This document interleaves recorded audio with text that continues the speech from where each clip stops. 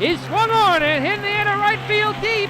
And you can't forget about this one. Blaze Salter hits number 5, and the Newport Gulls retake the lead. This is the Newport Gulls pregame show, live from Cardines Field in Newport, Rhode Island. Gone! A grand slam! Drew Ludbauer, right tower power, and the Gulls walk off in the 15th inning! Coming up, interviews, stats, standings, lineups, and a whole lot more. Tomas steps on the back for one out, throws to first, it is in time, a double play. Pitch, breaking ball lifted deep to center field, and it is gone! A 2-run shot for Cody Hosey. A high drive, left field deep. Bolzano going back, looking up. This ball is a 2-run homer. DJ Jones hits it out. Stay tuned. The pregame show begins now on the NECBL Broadcast Network. In his first season covering Newport Gulls baseball, here's play-by-play broadcaster Stephen Huff.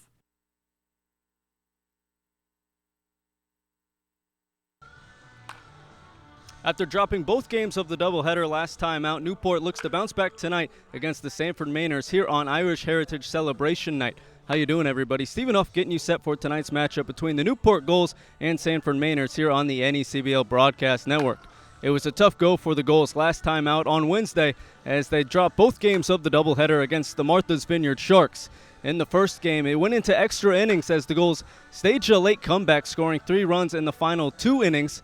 And then in the 8th inning, both teams scored 4 runs. But in the 9th inning, the Sharks scored another 4 runs, and the Gulls left the bases loaded and a tying run at the plate as they fell to the Vineyard by a score of 11-7.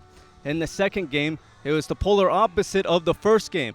It was scoreless going into the final inning, and the Sharks scored 2 while the Gulls could not plate inning, falling to the Sharks by a score of 2-0. Newport will face off against the Mainers tonight, who currently sit in 6th place in the Northern Division with an 8-13 record. Last time out for the Mainers, they snapped a 4-game skid with a 7-6 victory over the Upper Valley Nighthawks. It's the Gulls and Mainers right here on the NECBL Broadcast Network. The Gulls pregame show starts right now. Welcome back to the Gulls pregame show. It's time for the Broadcasters Roundtable. Stephen Huff joined alongside the Gulls field reporter Zach Letson on my left and the voice of the Sanford Mainers, Ryan Zimmerman, on my right. Now, Zach, I'm going to turn to you. Of course, it was a tough 2 losses for the Gulls out there. Their last time out in the doubleheader against the Sharks. What led to those 2 tough losses for Newport? Well, you got to look at the bullpen. They've been great all season long, coming in some really tight, high-stress situations, and unfortunately couldn't hold on in some of those tight games, and that was really the main reason why they lost both of those games against Vineyard. Now, of course, that's been, the huge battery ram for their success this season so far for the Gulls. So does that change the approach for if you're Kevin Winterroad and putting the bullpen out there, or do you keep them in late games and trust them out there because they've had success in the past? Well, Coach Winterroad, we said it on the broadcast, he went to his best arms, and sometimes your best get beaten by their best, and really it's going to be a learning experience for these guys. I think moving forward, we're going to see some improvements. Well, I'm going to turn it over to you, Ryan. Of course, the Mainers come into this one with an 8-13 record. You guys were on a 4-game skid, but you stopped that skid with a win over Upper Valley. What led to that victory? I think it's just the team being super comfortable from playing from behind. The last 4 wins they've had have all been comeback wins. Up until Upper Valley, they had 3 where they had come back in the 8th inning or later. Against Upper Valley, they leveled the score in the 5th inning of a 7-inning game in a doubleheader. Finally took the lead in that 7th inning and nailed it down. An especially important win after having lost the last game in the 7th inning, leading 2-0 heading into the final inning. Well, obviously with those comeback wins, who are some of the bats that you guys, Newport fans that haven't seen before, have to look out for in the Mainers lineup? I think the 2 biggest bats in the Sanford lineup have to be Drew DiMartino and Nick Howey. Drew has been incredible all season long. He's been a fixture in the 2-hole. His .385 batting average, 3 home runs, 17 RBIs, all team leads. As for Nick Howey, he doesn't fall too far behind in batting average. He's just 1 point behind at .384. He's been a cleanup hitter all season long. He's been their big run producer. He has 10 RBIs of his own, and it seems like every time he comes to the plate, he has an attack for the pitcher, and he never seems unprepared. Well, it's a good one tonight. Gulls and Mainers, first pitch at 6:35. Don't go anywhere. Gulls pregame show continues next here on the NECBL Broadcast Network. Welcome back to the Gulls pregame show here on the NECBL Broadcast Network. I'm Zach Letson, joined by Gulls infielder Chris Hamilton. Chris, you had a big 3-hit game in Game 1 of Wednesday's doubleheader against Martha's Vineyard, including your third hit.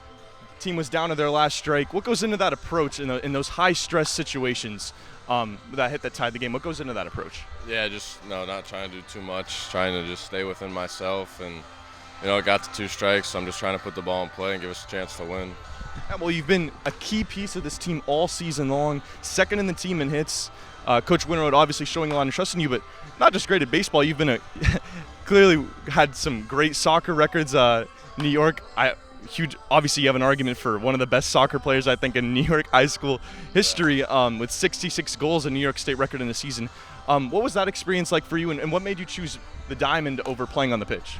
I miss soccer every day. I know I think about it all the time, but I played it since I was growing up. I ended up picking baseball. Soccer, it's a lot of running. And I like baseball, but no, I miss soccer, and it's cool playing 2 sports in high school, and it's cool to be playing baseball right now.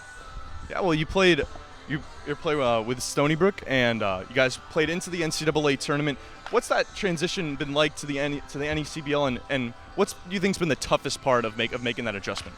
Just you meet new guys when you come here, but all the guys are cool. We all hang out all the time, so just different not being around the guys back at school, but just coming to meet great guys, great players around across the whole country, and just being on one team is awesome. Well, you guys lost a couple of really tight games in that doubleheader, but you've been playing good ball all year. Currently a half game up in that 3 spot to make the playoffs in the Southern Division. What do you think it's going to take to bounce back, get things back on track, and keep an eye on for those playoffs? What do you think is going to be the key to that? Coach talks about it all the time. Is getting off to a good start, and I think that's going to be key for us. We really need to get off to a hot start right away, get the bats rolling. Pitching's been great all year, so if we just be consistent at the plate, I think we're going to be all right. Well, Chris, we really appreciate your time. Chris Hamilton. The pregame show continues right here on the NECBL Broadcast Network. Welcome back to the Gulls pregame show. It's time for the front office report. Stephen Huff with the Gulls general manager Chuck Pava. And Chuck, thanks for joining me here again. I know it's been a while. You've been out of town. It's been hard to get you, but welcome back and happy belated 4th of July. Of course, now it's Irish Heritage Celebration Night, one of the biggest nights here in Newport for Gulls fans. Strong following in the community. Yeah, well, there's a natural connection with Ireland and the Irish heritage here in Newport. So it's a good connection. There's a lot of Irish influence here. So I'm excited to be able to bring that out for our fans. And then the other funny thing about that, here's our 4th of July weekend, right? And we're celebrating Irish Night. So anyway, it's going to be a lot of fun.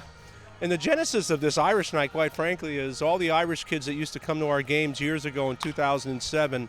They became our official rooting group, and they followed us everywhere and became fans for years, and they helped build our brand. And I saw them all over in Ireland in October when I was over there for a wedding, and I reminded them how special they were, and I said, we have to have an Irish Night, and here it is tonight. So now it's my understanding that we've heard it here before, but they all have chants that they bring, obviously big soccer culture, but they even have a chant for you. Well, they did in the past. This new group, they don't know us well enough yet. But the old group that came in here, they were here, they would stay around their house at night and think of chants for each player. So they were pretty good at it, and it was obviously very fun. It was clean as well. They always never showed up the other team. I wouldn't allow that.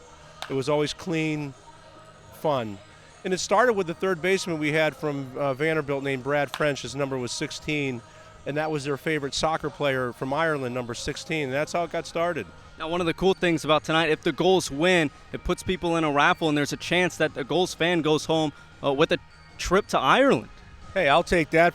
I get to see my buddy Killian and Macker and Mark and Ronan and all those guys. I miss those guys, and they're great friends. No, I'll take that too. I might go get a raffle ticket in between innings. So now, obviously, on the baseball side of things, as the general manager, a lot of rainouts this year. So how hard is it trying to figure out, when to reschedule some of these games, figure out some of the double headers, just trying to pack in as many games as you can, because the game schedule has already heated up, and we still have a lot of games, just a month left on the calendar. Yeah, when you get backed up with these rain games, it just crunches time. You don't have a lot of off dates. You have to get these games in. You schedule some double headers when they're appropriate. It's easier on the arms, 2 7 innings instead of 2 9s. So, you adjust and fill in the gaps and try to keep as many off days as you can so that these guys can have a little downtime here and there. And that's what we're going to try to do. Well, obviously, you're also in charge of putting together the team here in Newport during the offseason, even filling in some guys when guys have to go home or bringing in some guys during the season. You put together quite a team here in Newport for the year. What goes into that process? Oh, geez, it's a complicated process. There's 2 of us, Chris Patsos and I, recruit everybody that comes in here, and we have to agree on them. So if I like somebody and he doesn't, we don't take them, and vice versa. It's a complicated process, but we've been at it a long time. Let's talk about this team here. I really like this team. Not that I haven't liked any of our other teams. I love them all, but each team is different. And this team, I'm seeing a very positive chemistry developing between these guys. They like each other. They're spending time with each other. They're having some success on the field, and it's starting to become contagious. And I think, they generally enjoy being here. I don't see anybody who's ready to get home or get out of here yet. Yeah, I mean, it seems like everyone really is loving their time here. And one thing that I've noticed that has kind of set the Gulls apart is the arms that they have, starting pitching and then the bullpen as well. Speak a little bit about the talent that the Gulls have on the mound. Well, our pitching staff is always deep. I mean, this year's team is deep. I think the coaches are still trying to settle into the starting rotation that they're going to have to use while keeping everybody fresh on the back end, the bullpen guys that are coming out of the bullpen. And the other thing I think that's, you got these makeups and double headers like we did the other day. I think those 2 guys were spot starters. So that's a good sign that they're deep enough to do that. And they're all quality. I mean, they're all very good. It's just a matter of who do you go with tonight. All right, well, thank you, Chuck. Gulls and Mainers coming up next. As the Irish say, there is only one Chuck Pava, the general manager of the Newport Gulls. Stick with us. The Gulls pregame show continues next here on the NECBL Broadcast Network. Welcome back to the Gulls pregame show. It's time for the manager show. Stephen Huff joined alongside the Gulls manager, Kevin Winterroad. And, Coach, welcome back. We had an off day yesterday, 4th of July. How was your 4th? It was pretty good. I was in bed by about 8:30. Sounds like a wild night for you. Now, if you had to pick a favorite holiday, what would it be? Yeah, it's usually Christmas with everybody around. Okay, Christmas with you, everyone around, some nice dinner as well, probably? Oh, yes. Usually we have a nice family dinner, and everybody seems to be in the same place at the same time for once a year. Of course, now back here in Newport, season is heating up a little bit, schedule getting a little more hectic. Obviously, last week we had 7 games in 6 days. The weather was a little bit tough in June, so you're going to have a little bit more of a hectic schedule. How tough is that as a team? You got to manage some of the arms and rotate some of the guys in the lineup. Well, we have depth, which I don't always have. So I think it's going to be easier on the position guys because we have depth and guys don't have to play every single day. And I think that's real important as you get to late July. So I think that'll help. The arms, the big thing is you just need to get quality starts because one bad start can have an impact on your bullpen for the next 2 or 3 days. Now you're facing a team here today from the north, the Sanford Mainers. Obviously, since they're from the north, it's the first time you guys are seeing them here today. How does that change your approach with a team you haven't just seen before? Well, I think all of the teams are good, and if you don't get ready to play and you don't bring your A game, you're probably going to get beat in this league. The parity from top to bottom is pretty darn good. So we just expect them to be the best team we've played, and we need to be ready to play like that. And of course, Brian Gursky on the mound tonight, a USC pitcher. Had some solid outings so far for the Gulls. So what do you expect to see from him? I expect to see a good one. His last start out wasn't up to his standard, and that happens over the course of the summer because they're making more starts than they typically do. So I expect him to be sharp tonight. All right, well, thank you, Coach. Gulls and Mainers coming up next right here on the NECBL Broadcast Network. Once again, here's Stephen Huff and the Newport Gulls broadcast team. Welcome into Newport, everybody, for Irish Heritage Celebration Night, where the first 250 fans get chip clips courtesy of UPS Store, Irish lapel pins of the Newport Museum of Irish History, and if the Gulls win tonight, there's a chance, courtesy of the raffle here tonight, that someone will get a chance to go to Ireland, courtesy of the Newport Gulls. Now tonight it is the 54th matchup between the Newport Gulls and Sanford Mainers. And the Newport Gulls come into this one 12-8 on the season, while the Mainers come in 8-13. Stephen Huff alongside the voice of the Sanford Mainers, Ryan Zimmerman, and the field reporter of the Newport Gulls, Zach Letson. Of course, the Gulls had an off day yesterday, but had a doubleheader on Wednesday where they dropped both of those games to the Sharks. It was a close doubleheader in the first one, or extra inning game in the first game of that doubleheader. Gulls came back in the late innings of that one, scoring 3 runs in the last 2 innings, in the 6th and 7th, and then both teams scored 4 in that 8th inning before the Sharks scored 4 in the top of the 9th. The Gulls had a chance in the bottom of the 9th to tie things up once again, but left the bases loaded with the tying run at the plate as they fell to the Vineyard. And then in the second game, the Sharks, it was polar opposite. It was 0-0 going into the 7th, the final inning of that game. They scored 2 in the 7th, and the Gulls could not score any and fell in the second game as well by a score of 2-0. So the Newport Gulls had a game, or were tied for first place in the NECBL, and then since have dropped because of dropping both those games, and are now in middle of the pack in the Southern Division at 3rd place. Now, just sitting a game and a half behind the Southern Division leading Mystic Schooners. Now, of course, the Sanford Mainers come into this one 8-13 on the year.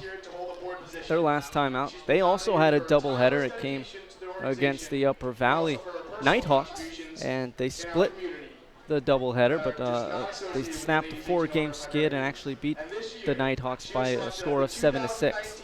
That is correct. In the first matchup between these two teams on July 3rd, the Mainers had a 2-0 lead heading into the 7th inning. That eventually was not enough. Upper Valley got the tying 2 runs and left the game-winning run on 3rd base. It ended up going into extras. Sanford got a run in the top of the 8th, but Upper Valley got 2 in the bottom to take the win. However, a different story in Game 2. The Mainers were down 5-2 after 2 innings, but 3 scoreless from Pat Petterruti helped the offense make their comeback. They got 2 in the 4th on a Brandon Langford home run, and then 1 in the 5th after a Drew DiMartino single following a Shane Marshall double. They would complete the comeback in the 7th after Robbie Armitage's leadoff triple. Shane Marshall drove him in with a sac fly. Drew DiMartino reached on a single and error, and then Nick Howie brought him home. And in the bottom of that 7th, the Nighthawks made it close. A leadoff double and triple put the tying run on 3rd, but after getting a weak ground out, Matthew Pushard, the Mainers pitcher, got a fly out to center field, and Cole Frederick, who was on 3rd base, was tagged out trying to score for a game-ending double play, giving the two teams a split after 15 innings of excellent baseball. 15 innings of excellent baseball for the Mainers their last time out. That put them on 8-13 on the season and 6th place in the Northern Division. And they come into this one looking to take down the Newport Gulls. Of course, this is the first time they're facing off against the Gulls this season. Then later on, we will make the trek on up to Maine to face you guys.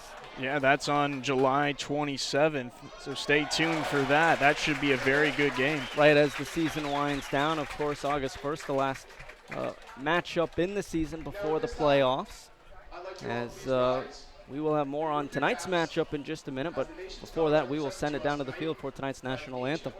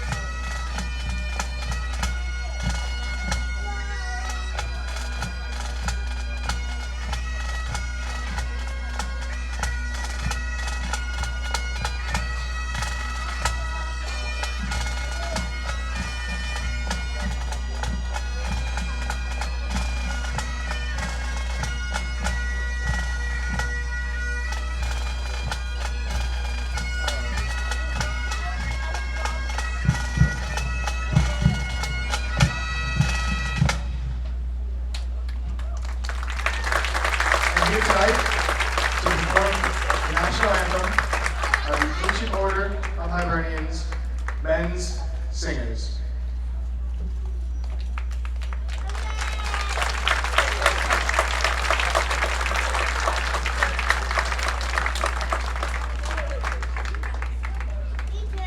Thank you. Please join us in the national anthem. Let's fill the stadium with some song.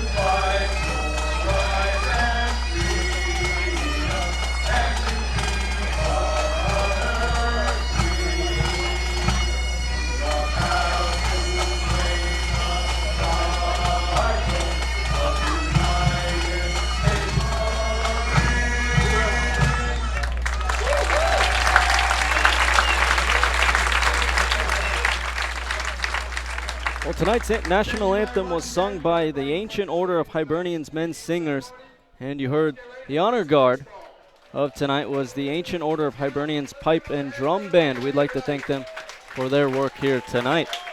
Of course, there is other work here around the league, and I'd like to take a look around the league with our field reporter of the Newport Gulls, Zach Letson, to fill us in on what happened last night around the NECBL, but then also, of course, to take a look around tonight's other matchups.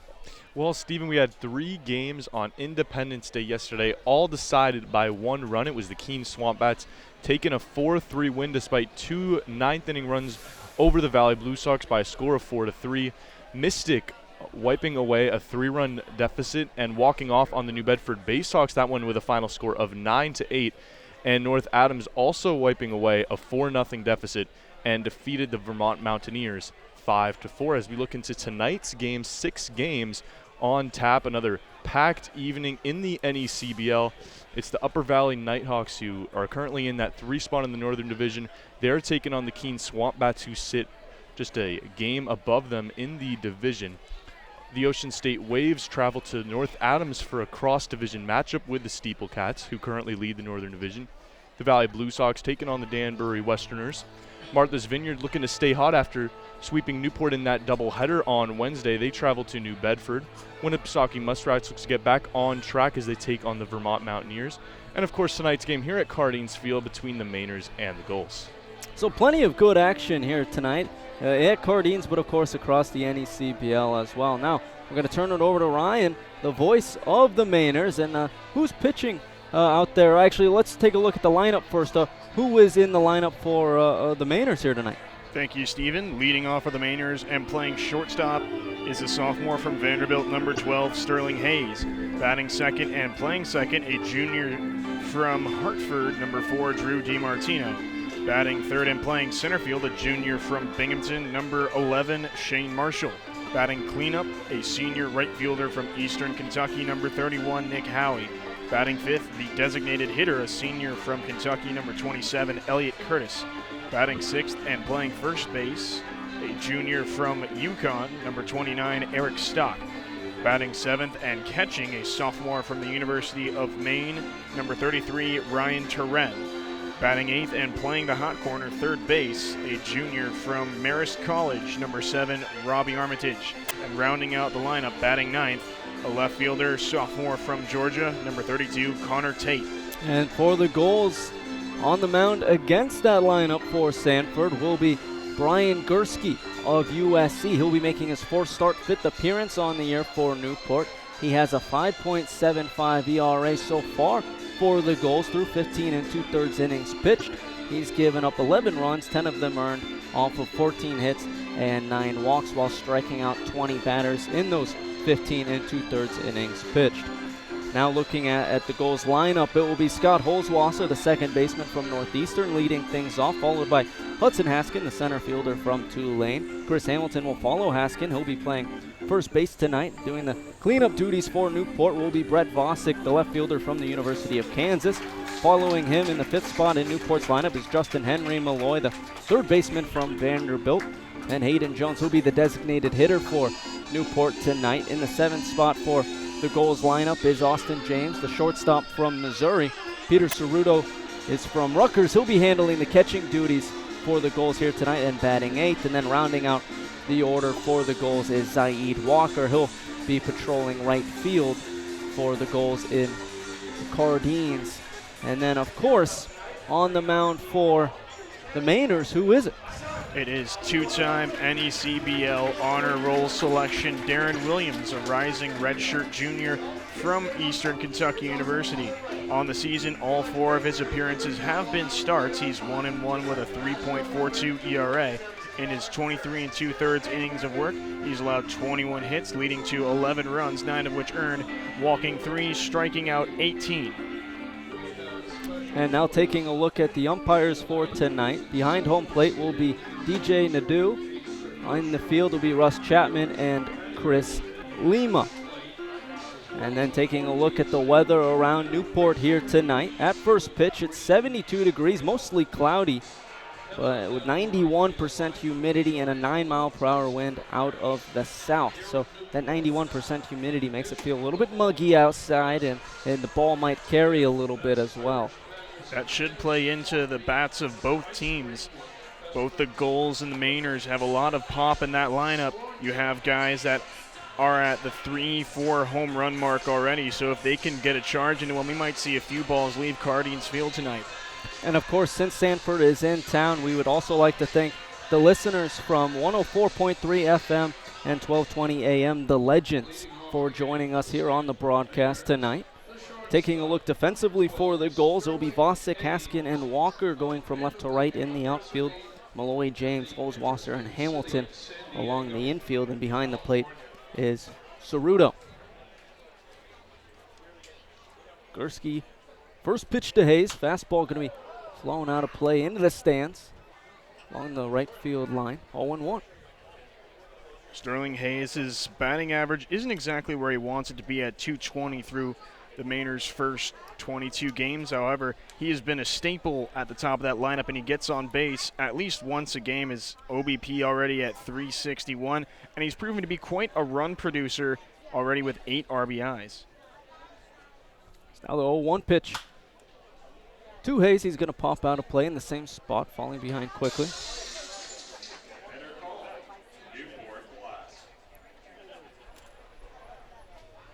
Gursky loading the zone early on. 2 straight fastballs from the southpaw out of USC.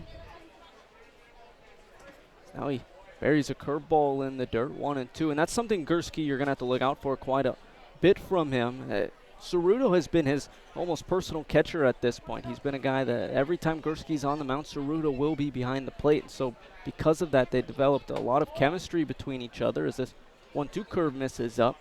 But because they have that chemistry, Gursky is confident in burying his curveball in the dirt because he knows Cerruto is able to cover it up. As this 2-2 fastball swung on and missed for strike 3. 1 out here in the first strikeout of the day for Gursky on the mound.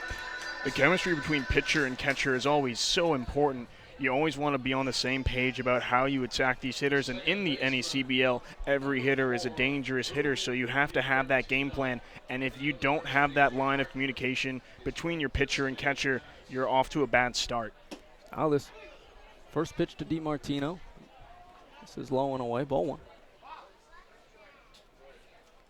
Drew DiMartino at the University of Hartford, one of the stars on the Sanford team as he watches this breaking ball miss low.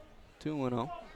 DiMartino has been the unlikely star thus far, leads in batting average, home runs, and RBIs. He's been their run producer all season long. Now the 2-0 fastball. Missing inside, backing DiMartino off the plate. Of course, he has the 387 average. Leads the team 4th in the NECBL. 29 hits, also leads the team and is 1st in the NECBL. He's going to ground this one over to Malloy, who dives to his left at third. Throws to first in time for out number 2. Justin Henry Malloy was at full extension for that ball. A really nice play in order to get a speedy guy in DiMartino. And if you want to be able to throw him out, the throw's got to be on the money, and it was. So there's 2 quick outs here in the first for Gursky on the mound, and now he will face off against Shane Marshall of Binghamton, center fielder tonight for the Mainers, who watches this first pitch in there for strike 1. Marshall's really added a lot of power to his game since his first season with the Mainers. Now this 0-1 comes in and nicks him. So he's the first base runner of the day for the Mainers. And that's the wrong guy to hit. Shane Marshall is probably the fastest player on the entire team. He showcased it in the outfield and has covered so much ground at center. We'll see if CJ Suarez, the Mainers skipper, looks to put him in motion with 2 outs. Mainers don't like to run often, only 9 stolen bases on the season. Not an incredibly aggressive team on the base pass, but with Marshall on first and 2 outs, that might change some things for them. Nick Howie now settles in at the plate. Lefty on righty matchup once again for Gursky on the mound. Gursky now working out of the stretch, third base side of the rubber. Looks over to first, delivers first pitch to Howie that misses low and away for ball 1. If Drew DiMartino is the man to watch and the number 1 threat in the lineup, Nick Howie has to be 1A. Doesn't stand too far behind him in batting average, second by just 1 point, and already 9 RBIs in his first 15 games or so. Now that 1-0 curve drops into the zone. Count out even at 1. Yeah, we said DiMartino with the 387 average. That's 4th in the league. Well, you're right, Nick Howie with the 386 is 5th in the league. So a lot of good bats here for the Mainers early on. Gursky looking over to first. Now delivers a 1-1 fastball that misses low and in. 2-1. And on top of that, he has 11 walks on the year, 2 for Howie. So good hitter at the plate for average, but disciplined hitter at the plate as well that isn't afraid to make some pitchers work and take his free bases. Sometimes patience can be the most powerful weapon you have as a hitter. If you can get ahead in counts, the pitcher has to come to you. He is ahead in this count. He's going to pop this one back in to the streets of Newport. Now to play 2-2. Howie's strong start in 2019 is absolutely no fluke. This past spring at Eastern Kentucky, he batted over 350, adding a first-team all over Ohio Valley Conference selection to his name. This 2-2 is going to be grounded over to Malloy at third. He scoops it up and throws to first in time for out number 3. So no runs crossed for the Mainers here in the first. Heading into the bottom of the first, still 0-0 here on the NECBL Broadcast Network and 104.3 FM, 1220 AM, The Legends. 0-0, bottom of the first here at Cardine. Stephen Huff alongside the voice of the Sanford Mainers, Ryan Zimmerman, and the field reporter of the Newport Gulls, Zach Letson. As it'll be Scott Holzwasser, Hudson Askin, and Chris Hamilton leading things off for the Newport Gulls as they will face off against Darren Williams on the mound for the Mainers. Darren Williams, as described by his manager CJ Suarez, a pitching coach's dream. A guy that pounds the zone, doesn't throw too many walks, and he gets a ton of strikes over the plate, really makes hitters have to adjust to what he's throwing. Righty on righty matchup for Williams on the mound. First pitch to Holzwasser misses up. Now Holzwasser, the typical leadoff man for the Gulls, comes into this one riding a 12-game hit streak dating back to June 11th. Now the 1-0, fastball lined right back to us here in the booth. 1-1. Thank God that protective screen was there. If not, I think that collides right with my laptop. That's a good $800 out of my pocket right there. The 1-1 popped right back up behind the plate, and that one would have nearly landed right back on top of your laptop. 1-2 now. So Holzwasser with that 12-game hit streak dating back to June 11th. Also riding a 17-game on-base streak. He has only played in 17 games. So he's going to take a fastball at the knees for strike 3 looking. First strikeout of the day for Darren Williams on the mound. You would expect to see a lot more out of the one they call Dub. He's able to locate that fastball pretty much everywhere in the strike zone except right over the heart of the plate. As I said before, he'll make the batter come to him, and if he's on with that heater, it's untouchable. Well, that strikeout to start the first will bring up Hudson Haskins, center fielder from Tulane. First pitch off speed, just going to be fouled back into the screen. Haskins so far for the Gulls, hitting .264 on the year. Pair of triples, pair of home runs, and 9 stolen bases. So has some power to his bat, but also can be a threat to steal on the base pass.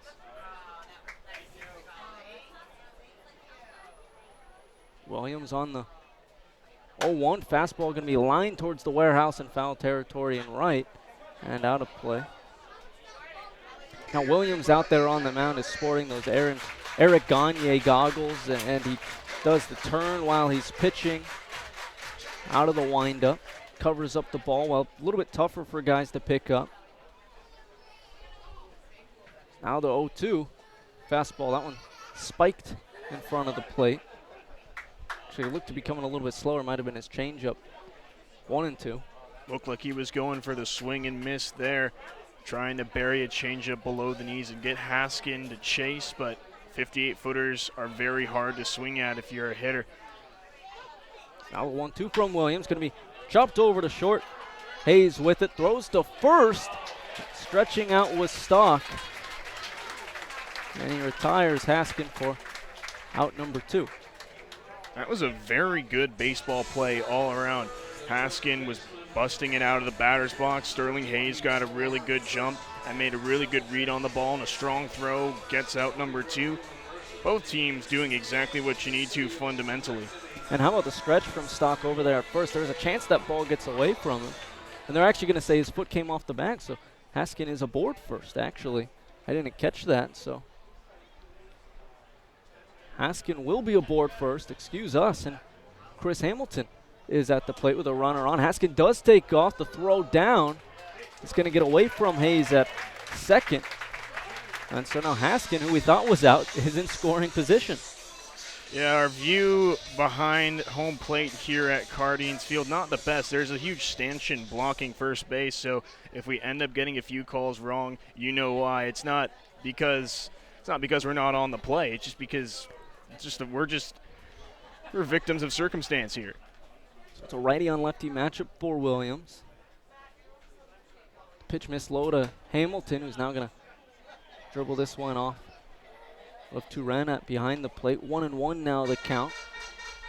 Again, Haskin is on second, runner in scoring position for the Gulls with one away here in the first. Still 0-0.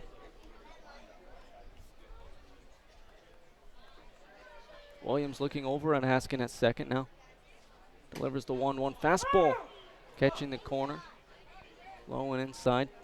1-2. A guy like Chris Hamilton is not one you want to fool around with. He's coming off a season at Stony Brook where he batted .325, 8 home runs, 42 RBIs, a big run producer for the Seawolves, and that's carried over into the NECBL. Now Haskin faked the steal over to third. Williams steps off the mound and actually watches him back. No one was covering the bag, and so they couldn't catch him in a pickle there. Unfortunately, Haskin, although he stumbled, didn't have any contest to get back to the bag. Now Williams keeping an eye on Haskin over at second. Hayes playing a little bit of a cat and mouse game with him behind him. Now the 1-2 nearly comes in and hits Hamilton on the foot. He picks up his back foot and it goes to the backstop. I think they called time right before the pitch, so fortunately for Williams, that ball doesn't count. He can still attack Hamilton 1-2. And I think you're right there. We did hear a time shout just before the pitch. Seemed like Williams was almost in his delivery at that point, but the count is still 1-2. 1-2 offering, going to be grounded right back up the middle. A diving Hayes has it behind the bag. The throw to first. It's going to be off the mark. Stock now chasing it. Rounding third is Haskin. He will score for the Gulls. And Hamilton moves up to second on the play.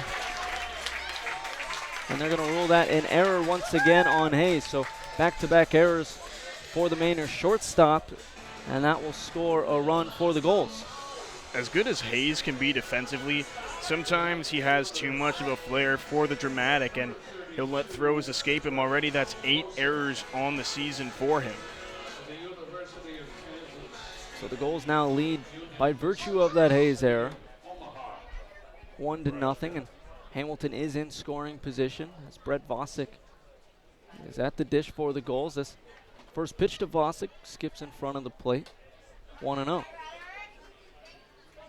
It's a really big spot for both teams.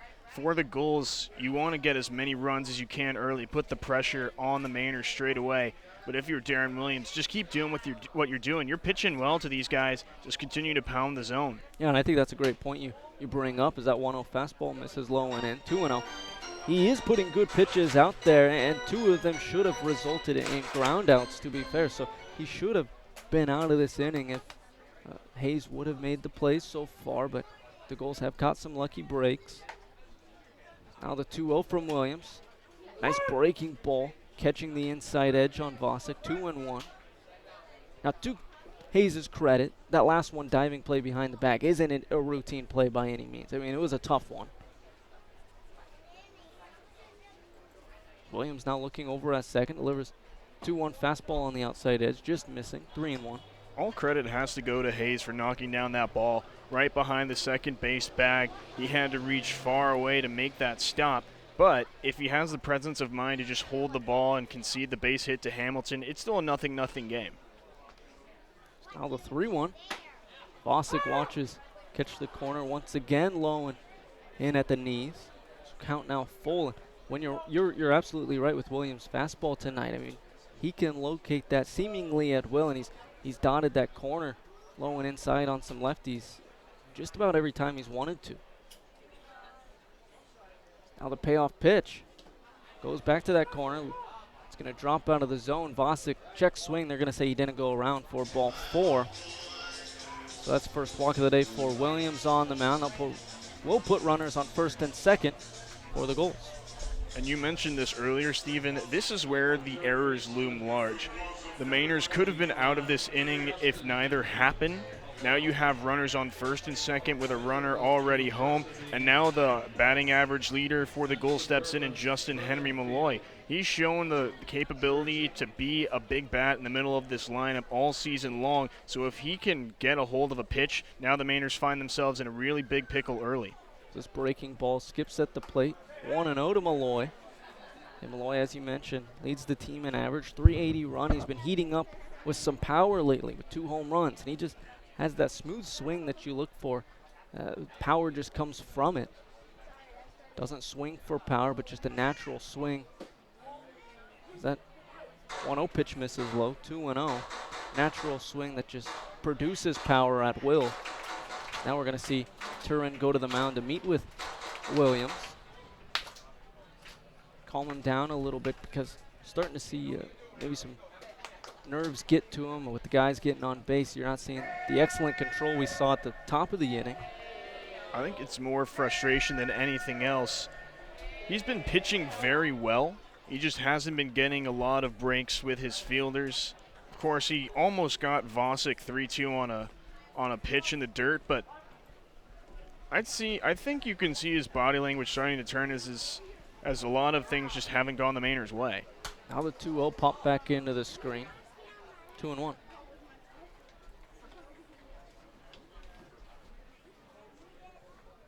Now I think we're going to have a ruling changed on the Chris Hamilton. E6 was what it was originally ruled. It's going to be a single that was then advancing to second on the E6.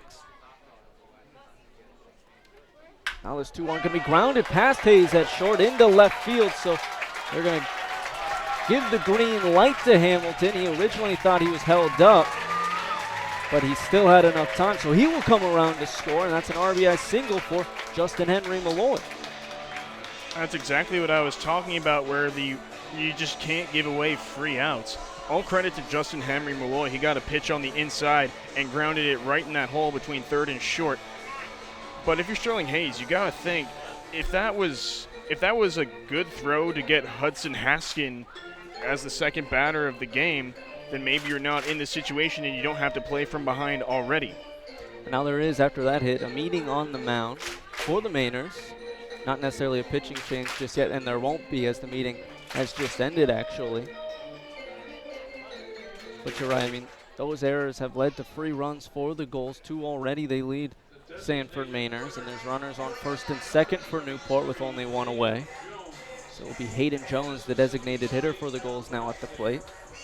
Again, Stephen Off alongside the voice of the Sanford Mainers, Ryan Zimmerman, here along with you. Righty on lefty matchup for Williams on the mound. First pitch to Jones. Catching that corner, low and inside corner on lefties. Breaking ball in there for strike 1. That seems to be his go-to spot in a time of need. And you can't really do anything with that as a hitter, so if Williams can live there the rest of his start, he will be just fine. It's that 1-0 pitch, or 0-1 pitch, fastball on the outside corner now. Low and away, 0-2. Whatever manager CJ Suarez said to Darren Williams, it's working. Those 2 pitches were absolute pitcher's pitches. Nothing Jones could do with it if he swung. Williams on the 0-2 offering. Breaking ball going to be grounded over to Stock. He throws to Hayes at second, steps on the bag. There is no play at first, so runners now on the corners for the Gulls. What an athletic play by Sterling Hayes. Eric Stock's throw a little bit to the left side of the bag, but Hayes shows off the glove yet again at full extension and the presence of mind to tap his right foot on the bag after he wasn't able to do so when he landed. Yeah, you're absolutely right. Stock had the presence of mind first to throw to second, trying to set up the double play. The throw wasn't on the mark, and Hayes, who's had a tough start to this game, really redeemed himself, saving at least an out there for the Mainers. Now there's 2 away for the Gulls at the plate. We'll bring up Austin James. Righty on righty matchup. First pitch breaking ball. James caught out in front for strike 1. I think if Hayes doesn't make that play, another goal comes around to score. There was no one backing up the throw, nor should there be, but it would have gotten right into left field, and Vosick had a really nice break. He would have touched home easily. And Malloy would have advanced probably the third on the play. And if you think about it, Jones into second, so 2 runners in scoring position. As this one's going to be lined over to Hayes at short. He bobbles it off of a hop, throws to first in time for out number 3. So 2 runs will score for the Gulls in the first. Heading into the second, Newport leads 2-0 here on the NECBL Broadcast Network and 104.3 FM, 1220 AM, The Legends. 2-0 your score here at Cardines. Newport leading Sanford. Stephen Huff alongside the voice of the Sanford Mainers, Ryan Zimmerman, and the field reporter of the Newport Gulls, Zach Letzen. As it will be the 5, 6, 7 hitters due up for the Mainers, facing off against Brian Gursky, tonight's starter for the Gulls. He did not give up a hit in the first. The only base runner to get aboard safely for the Mainers was Shane Marshall, who was hit by a pitch that ran inside on him. Leading off things for the Mainers here in the second will be Elliott Curtis, lefty designated hitter from University of Kentucky, where he hit .296 this spring.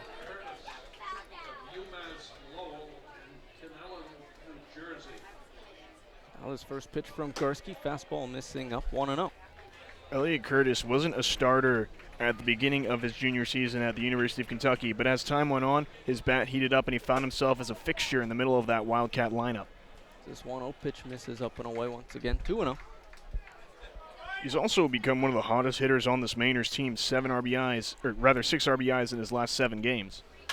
Now this one's going to be lifted into shallow left. Going back is James from shortstop, and he's underneath it for out number 1. So that out will bring up Eric Stock, first baseman of Sanford.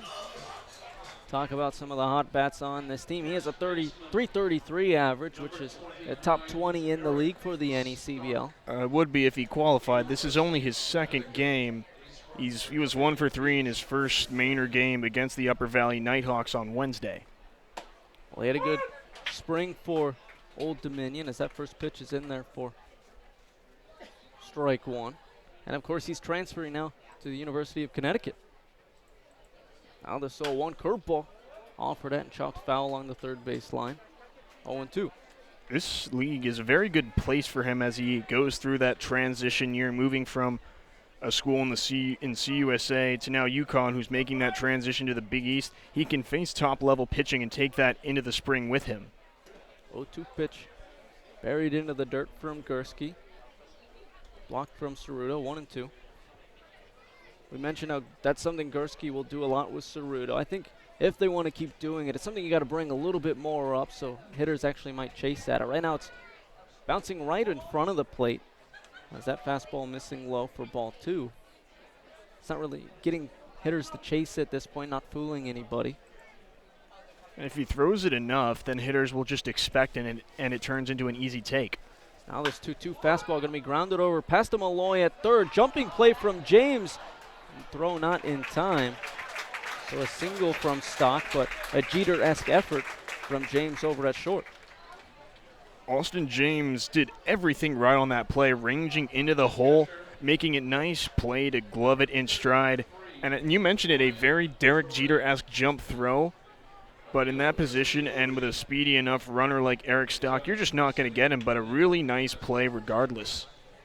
So that single from Stock will bring up Ryan Terrain. Catcher from University of Maine. He shows bunt, pulls back, and it's in the zone anyways for strike 1. Slow to get going for Terrain, 148 average, but productive at bat still. 7 walks on the season. Gursky looking on, showing bunt again as Terrain, watching this curveball drop into the zone as he pulled back once again. Count now 0-2. Really surprised to see Terrain bunting. He's usually been a middle-of-the-order presence, hasn't laid one down yet this year, and now he finds himself in an 0-2 hole. The bunt is most likely out of the equation. Now this 0-2 offered at, going to be popped into the infield left side. James underneath it for the second out here in the second inning. That's the advantage that comes with pounding the strike zone. Gursky able to take advantage of the fact that if Terrain was going to make contact, he wouldn't have hit the ball very far, and the fact that he's an inexperienced bunter, so he doesn't exactly have the wherewithal to hang in there, stick around, lay one down, because the first 2 pitches were very good strikes. So with 2 pop-outs to James, that will bring up Robbie Armitage, who watches this first pitch miss low in 0-8. 1-0, and of course his brother's on the team as well. I believe twins, maybe? They are twins. So twins on the team, and Robbie Armitage, who's at the plate right now for the Mainers, swinging and missing at this 1-0 pitch. And of course, the next guy on deck for the Sanford Mainers is Connor Tate, who goes to the University of Georgia. His twin brother, Cole, plays for Georgia as well. Oh, so you got twins all around. The difference is Robbie and Reese spend a full year together, while Connor and Cole, it's just 9 months. It's the 1-1 curveball missing up and away. 2-1. If the Armitages haven't gotten enough of each other already, they have another year at Marist upcoming. Plus, they were hockey teammates in their youth as well as baseball teammates. They just haven't been out of each other's sight. Glued to each other's side as this 2-1 pitch swung on and missed. Count out even at 2. And it's funny because they've both had very good careers throughout high school. They were both USA Today underclass All-Americans. They both had a very productive first 2 years at Marist, so their baseball careers have been stellar side by side. Gursky throws over to first, but Stock back in time easily. Of course, Robbie's starting today. The other Armitage twin is not. Robbie, the infielder. Is this 2-2 fastball just missing in? Armitage lifting his arms to get out of the way. We've reached that point in the season where I can finally tell the two apart. Once Robbie got that haircut, it wasn't hard anymore. They both had the same haircut heading into the season. You could barely differentiate. This payoff pitch to Robbie is going to be flown into center. Haskin going back, and he's there for out number 3. So no runs crossed for the Mainers here in the second off of 1 hit as they leave one stranded. Heading into the bottom of the second, 2-0 Gulls lead the Mainers here on the NECBL Broadcast Network and 104.3 FM, 1220 AM, The Legends. Welcome back to Cardines. Still 2-0 Newport leading Sanford. Stephen Uffall alongside the voice of the Sanford Mainers, Ryan Zimmerman, and the field reporter of the Newport Gulls, Zach Lutzen. As it will be the 8-9-1 hitters due up for the Gulls. Darren Williams still out there on the mound for a second inning of work for his start here tonight for the Mainers. Peter Ceruto leading things off for Newport here in the second.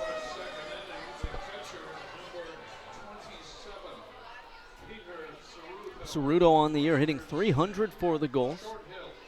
Catcher out of Rutgers. Righty on righty matchup. First pitch to Ceruto, offered at and fouled out of play along the right field line. 0-1. Ceruto, through the first 2 innings, he's called a really good game with Brian Gursky. Now it's time for him to show off why his bat is where it is right now. Now the 0-1. Breaking ball swung on and missed. 0-2. On the season, his numbers already really impressive. A .300 batting average alongside a .432 on base percentage. He's justified why he's not just Gursky's personal catcher, but a really good option for the Gulls. Now the 0-2 fastball missing low, 1-2. And you mentioned the .300 average. It's interesting because Ceruto actually had a slow start. On June 22nd, not too long ago, he was still hitting .180 on the season. And what really turned it around was the game against Valley on June 22nd. He hit the game-winning RBI. Then you could kind of see things clicking. He gained some momentum, and he's been putting a lot of work in the cages pre- and post-games. And then that average has really clicked up as he takes one. It looks to be off the knob of the bat. It came in and looked like it hit him, but he's not walking down the line.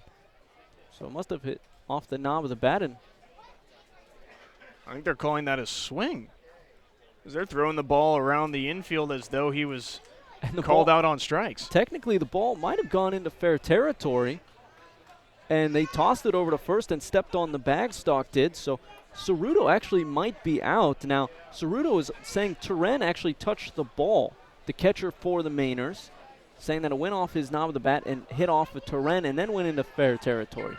As we're looking at the replay, I know folks listening and on the radio with us from Sanford's broadcast or on the NECBL audio broadcast can't see. The umpires are now gathering together trying to sort this out, but the official ruling initially was that it went off the knob of Ceruto's bat into fair territory. Now, Ceruto didn't even run down the line and said that it bounced off Turen's glove. Turen, I think, even admitted to it, but the umpires said that he was out, and now they're going to say it was a foul ball. They agree. And I think large part of that might have been Turen not even backing up his own team there. And now C.J. Suarez is out of the furthest right dugout on the first base side. He wants an explanation. Well, and it's tough because I think that's the first time we have seen, at least from my perspective with Newport, a call overturned on the field. You know what? When you come to the ballpark, you see something new every single day. That's the beauty of baseball, right? Ain't it? I mean, you could watch. I mean, we got, 44 games on tap this summer, and you get something new at the ballpark every single day. That's what makes baseball great. You can say you've seen it all one day, then something happens that has never happened in baseball history. So it's a 1-2 count now. It was deemed a foul ball off the knob of Ceruto's bat and then off of Turen's glove. As Williams now on the 1-2 offering. Breaking ball, Ceruto check swing. They're going to say he went around.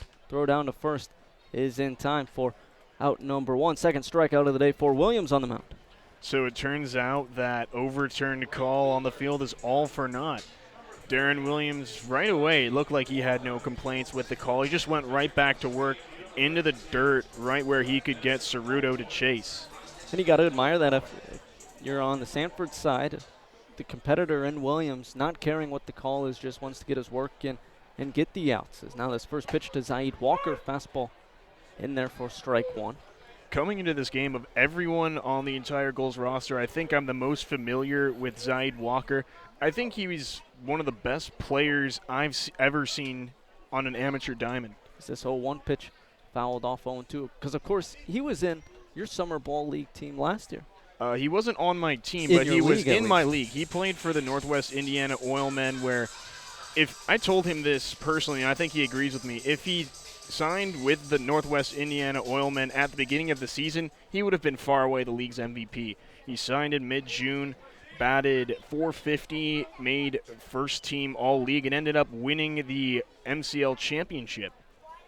And this was all as an 18-year-old fresh out of high school.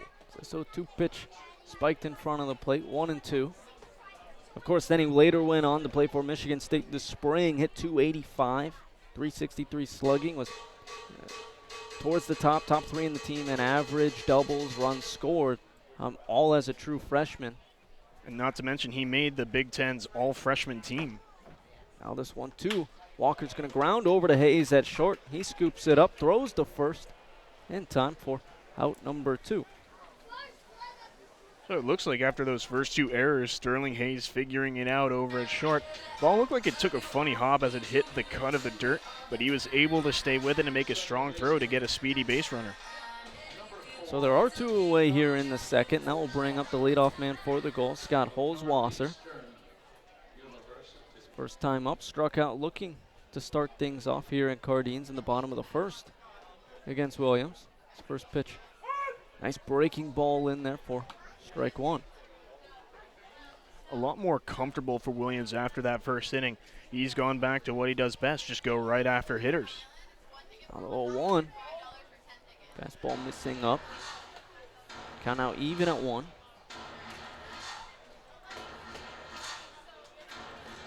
Holzwasser hit .254 this spring for Northeastern with a .394 on base percentage. This 1-1, big swing and a miss from Holzwasser and a fastball towards the top of the zone.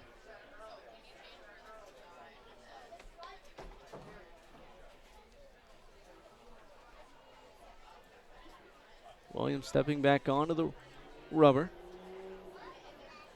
Out of the windup. Turns and delivers. Pitch that drops out of the zone. Looks to be a changeup for ball number 2. It's a really good fight by Holzwasser at the plate. Even though his team is down to 2 outs in the inning, he's continuing to fight and trying to give his second batter, Hudson Haskin, a chance. That 2-2 pitch catches the outside edge for strike 3. Third strikeout of the day for Williams on the mound. So 3 up, 3 down for the Gulls here in the second. Heading into the third, Newport leads 2-0 here on the NECBL Broadcast Network and 104.3 FM, 1220 AM, The Legends. Top of the third here on Irish Heritage Night in Cardines. 2-0 Gulls lead. Stephen Uppal alongside the voice of the Sanford Mainers, Ryan Zimmerman, and the field reporter of the Newport Gulls, Zach Letson. as it will be the 9-1 two-hitters for the Mainers facing off against Brian Gursky. Of course, Connor Tate, we talked a little bit about him and his twin brother Cole at the University of Georgia. So you have Robbie and Reese Armitage, and you said you struggle with identifying them until the haircuts. Luckily enough, you don't have to deal with Connor and his other twin brother Cole. Otherwise, it might get really hectic for you over there. Oh yeah, it's a total relief. But you know, I've actually never seen a photo of Cole Tate. I knew that he existed, but I feel like if I would have seen a photo, then I could have seen how hard it is to identify him. I think I saw them both on the University of Georgia website, and they are twins. I mean, they do look identical to each other. This lefty on righty matchup to Connor. This is inside for 1-0. I'm looking at it right now, and I'm starting to see a resemblance. Oh my God, it's like looking at a mirror image. Yeah, I'd say good luck to you with that one. This 1-0 is going to be chopped foul along the third base line. Wow. Good luck sorting that one. I mean, you don't have to, but I mean, you I feel fortunate. Robbie and Reese, Connor and Cole, you would have had your work cut out for you. Oh yeah, it would have been super hard all season long. This 1-0. Pitch spiked in front of the plate. Sordo couldn't block that one. It looked to be all the way back to the backstop, 2-1. Of course, Tate arrived late to Sanford because of the Bulldogs' play in the NCAA regional playoffs. He's been very good all season long. His batting average has been around 300 pretty much all season. So now this 2-1 curveball just missing up. 3-1. Now he's hitting 278 for Sanford with 3 doubles to his name. Gursky on the 3-1. Fastball popped up, straight up, but now backing up out of play behind us. Count now full for Gursky on the mound. One of the things I've noticed straight away about Cardin's Field, it's a really hard place to catch a foul ball. I know the net doesn't go too far up along the baselines, but the bleachers are just so vertical that it just makes a tough challenge.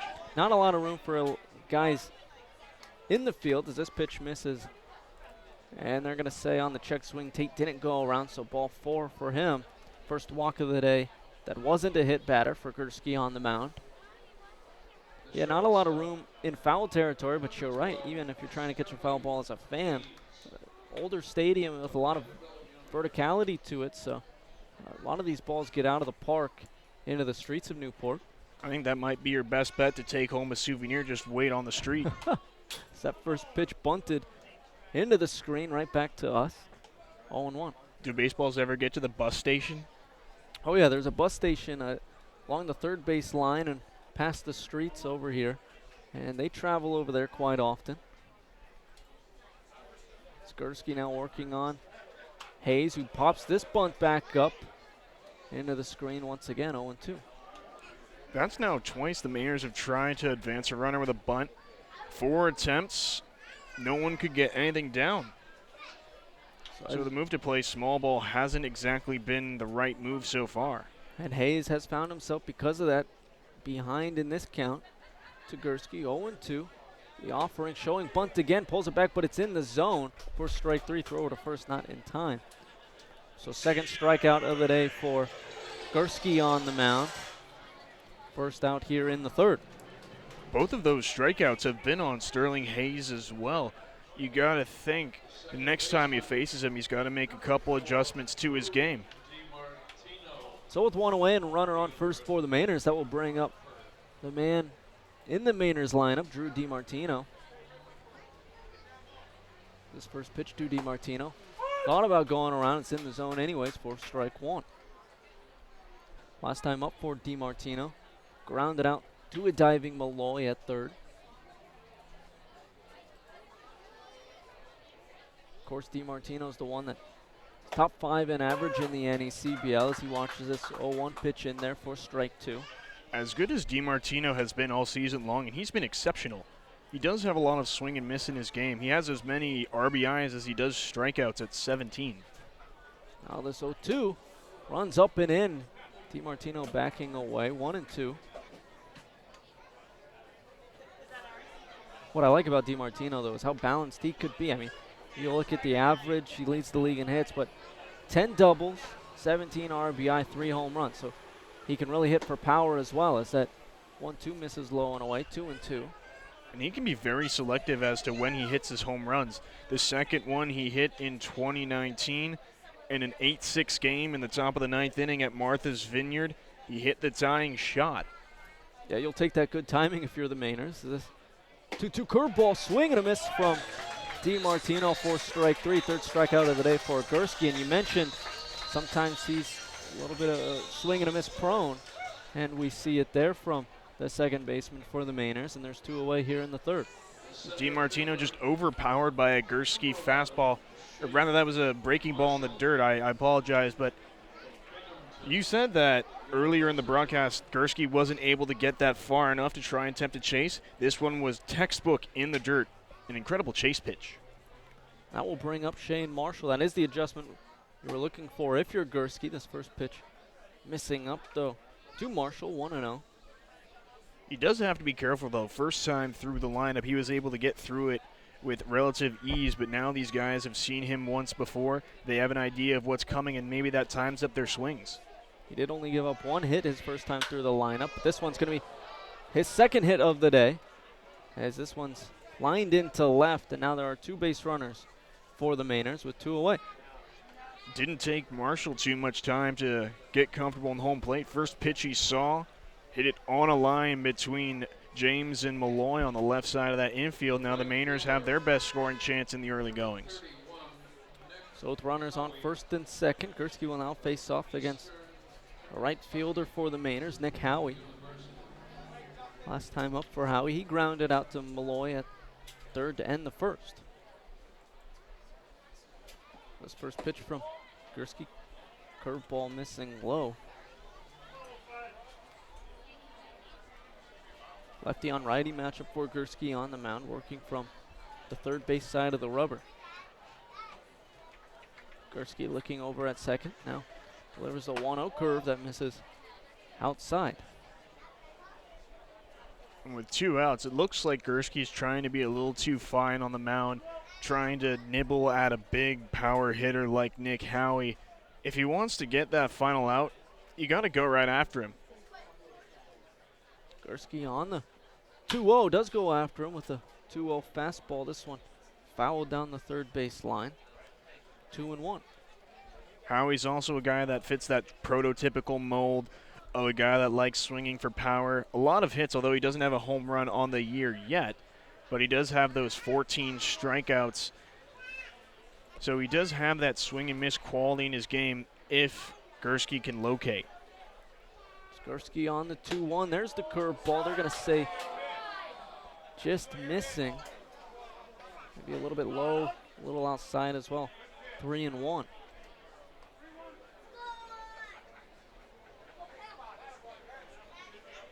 So Howie presumably will have the green light in this hitter's count.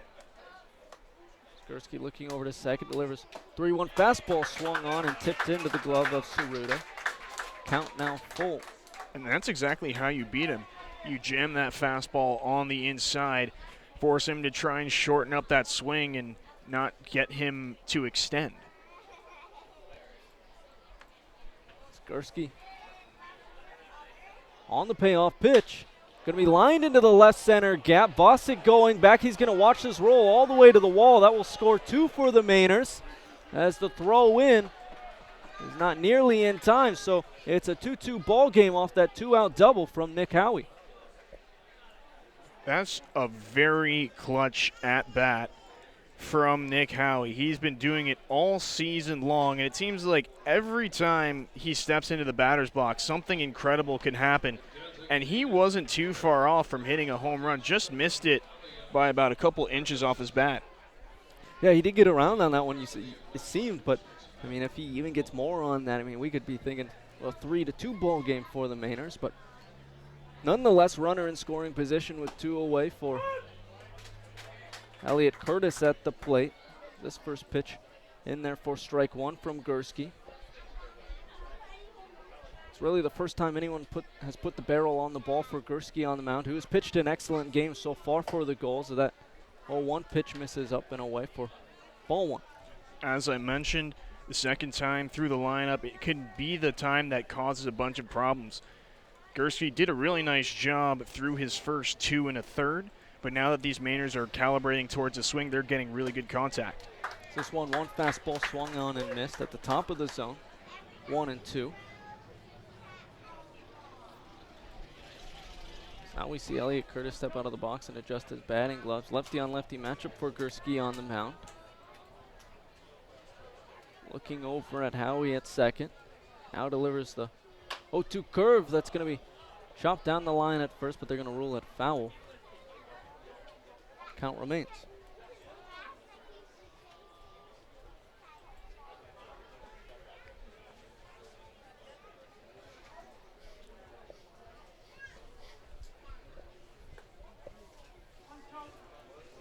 So we will reset with the 1-2.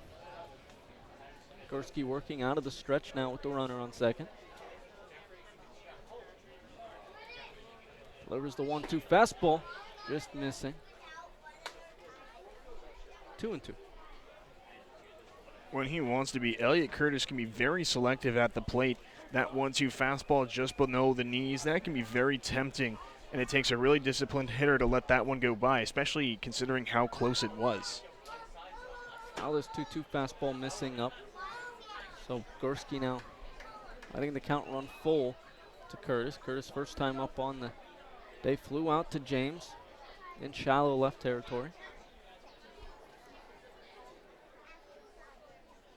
Gursky now shaking off Ceruto at the plate. Looks over to second. There's a 3-2 fastball that's going to be grounded over to Hamilton, sliding at first. Flips over to a covering Gursky in time for out number 3. So that will end things here in the top of the third. Heading into the bottom of the third, after the Mainers scored 2, it is tied at 2 here on the NECBL Broadcast Network and 104.3 FM, 1220 AM, The Legends. Bottom of the third here at Cardine, Stephen Huff alongside the voice of the Sanford Mainers, Ryan Zimmerman, and the field reporter of the Newport Gulls, Zach Letson. And since, Zach, you're with us here in the booth tonight, I'm going to send it on over your way. Fill us in on the updates around the NECBL. Well, Stephen, as I mentioned, 6 games going on tonight. 2 of the top 3 teams in the Northern Division currently tied at 1, the Upper Valley Nighthawks and the Keene Swampbats. As we look around the league, North Adams, the team in first place in that Northern Division, looking to create some separation. They're up 2-0 on the Ocean State Waves. Martha's Vineyard looking to keep that momentum going after sweeping Newport in the doubleheader. They're up 2-1 on the New Bedford Baysox. Winnipesaukee looking for their 5th win of the season, looking for some separation. They're up 4-1 over the Vermont Mountaineers and the Danbury Westerners, who currently sit in that second spot. Obviously, the Gulls in the 3rd spot in the Southern Division. They're up 2-1 on the Valley Blue Sox. So every game close so far here tonight in the NECBL. As that first pitch missed low for 1-0. Now on the 1-0, Haskin lines it over to DiMartino, who's there to snag it for out number 1 here in the 3rd. That's just a really unfortunate swing for Haskin. He hit that ball right on the screws, but sometimes in this game you get punished for doing everything right. That's just a prime example of that. So with that first quick out for the Gulls at the plate, that will bring up Chris Hamilton, who reached on a single earlier and then advanced on an error. Watches his first pitch miss out, or catch the outside edge for strike 1.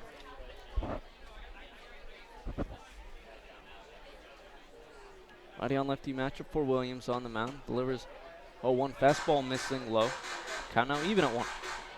Although Hamilton wasn't credited with an RBI in his first at-bat, you could give him an assist. He really made Hayes have to work and earn that play at first. And that's what really drew that throw and got Hudson Haskin home. So this one's going to be flown into center. Marshall standing underneath it for out number 2.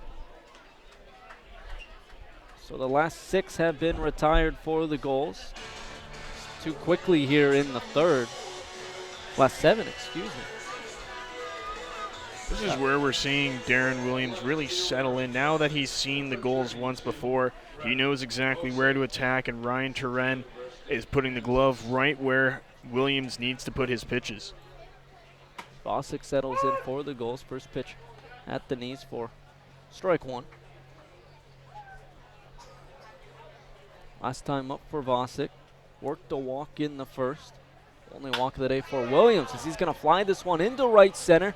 Going back is Marshall, and it's going to be off the wall. Vosick thinking too. The throw is cut off, and he's going to slide in head first with a 2-out double. That's a pitch you can't throw in that location to a hitter of Vosick's caliber. He clobbered that fastball and missed a triple even by the slimmest of margins. Fortunately for Shane Marshall, he was right there to cut it off and took a really good defensive angle, but that's easily one that gets away from a center fielder, and if that's the case, you could see Vosick on third. Yeah, and that's a pitch that he has taken yard before here at Cardines into the netting, and he took that same pitch deep in New Bedford as this first pitch to Malloy is in there for strike one. Malloy probably the best bat as of late for the Gulls. Now with a chance to do some damage with a runner in scoring position as this 0-1 offering from Williams. Nice breaking ball, just dropping out of the zone. 1-1, but that's a pitcher's pitch if you're Williams. A good discipline by Malloy to let that one go. From what I've seen out of him, he has a really good idea of where that strike zone is and where he can cover with his bat, and he's been putting that on full display today. Just 1-1, another breaking ball that misses low, 2-1. Yeah, you mentioned his discipline at the plate. Has 13 walks, which leads the team, but he's a guy that arrived late for Newport. So for him to accrue that many walks on a shorter season than everyone else, it's quite spectacular if you're a Gulls fan. As this 2-1 now from Williams. Fastball now missing low, so 3-1. Hitters count for Justin Henry Malloy. Wouldn't be the worst idea here for Williams to throw an intentional walk with first base open, put something around the strike zone, see if Malloy will bite. If not, it's not the end of the world if he draws the walk. Williams looking on now on the 3-1. Breaking ball cuts into the zone. Count now full. Malloy, I think, was looking for a fastball. More of a fastball hitter, the Vanderbilt product. That was on the edge of the zone. So it was a nice pitch from Williams. Now the 3-2, another breaking ball, and he's going to line this one down the line and left. It's going towards the bullpens. Vosick around third, and he will score. It's in the bullpens, and I think that's going to be ruled a ground rule double as we get the umps with their arms up. So it will be a ground rule double for Malloy, but that will score Vosick as the Gulls now take a 3-2 lead. That's a mistaken location by Darren Williams, plain and simple. He gives a good hitter a pitch middle in right where he likes it, and he makes no mistake taking it right down the line. And if not for the dimensions of Cardines Field and the awareness of Connor Tate to put his hands up signal out of play, he could be on third base right now as Vosick could have in his at-bat. So there's another runner in scoring position now for the Gulls in Justin Henry Malloy for the left-handed catcher from Mississippi State. Designated hitter tonight for the Gulls in Hayden Jones. He's going to foul this one off at the plate, 0-1. Righty on lefty matchup for Williams on the mound. Jones did reach first in his first plate appearance. He was on a fielder's choice, so he's 0 for 1 on the night.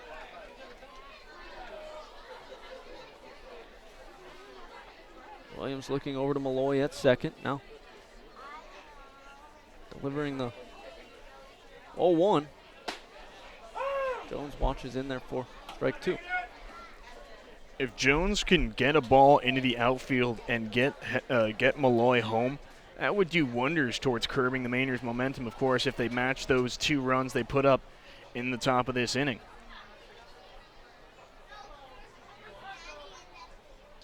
On the 0-2 offering, fastball at the knee is going to be sliced out of play towards that bus stop we were talking about earlier. One had a lot of loft under it. I wonder if it made it all the way over there. Wouldn't surprise me. That ball had a lot of backspin. Could have easily carried it the final few feet it needed to hit one of the signs out there. Of course, a lot of traffic tonight in Newport, so a couple of the cars might have to watch out.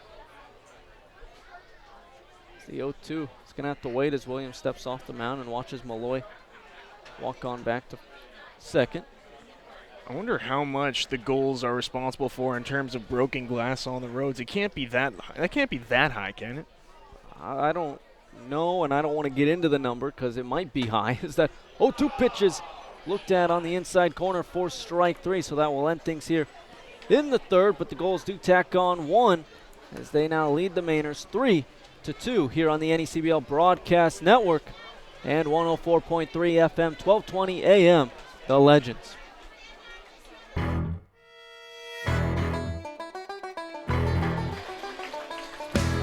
Top of the fourth here at Cardines as Newport leads the Mainers 3-2. Stephen Huff alongside the voice of the Mainers, Ryan Zimmerman, and the field reporter of the Newport Gulls, Zach Letson. And since it's the top of the fourth, I'm going to send it over to the voice of the Sanford Mainers, Ryan Zimmerman. Ryan, take it away. Thank you, Stephen. After Sanford tied the score in the top of the third at 2, Newport got one run back on Justin Henry Malloy's second RBI hit of the game. It's 3-0 as the visitors look to get back to even with Eric Stock, Ryan Terren, and Robbie Armitage to face Brian Gursky. A lefty to his windup, his first offering, a fastball that crowd Stock had to twist out of the way as he has a 1-0 count to open the frame. Yeah, I fully expect Brian Gursky to bounce back in this one. We've seen him bounce back in starts before. Gursky got Stock to climb the ladder on a 1-0 fastball, so the count back to even. This outing, it reminds me a lot of his outing against Valley, which was a really good team, especially when the Gulls went on to play them. The 1-1, a fastball right on the outside corner. A really nice frame from Peter Cerruto confirms the call, so now Stock behind 1-2. He gave up a couple early runs against the Blue Sox, including a big RBI double.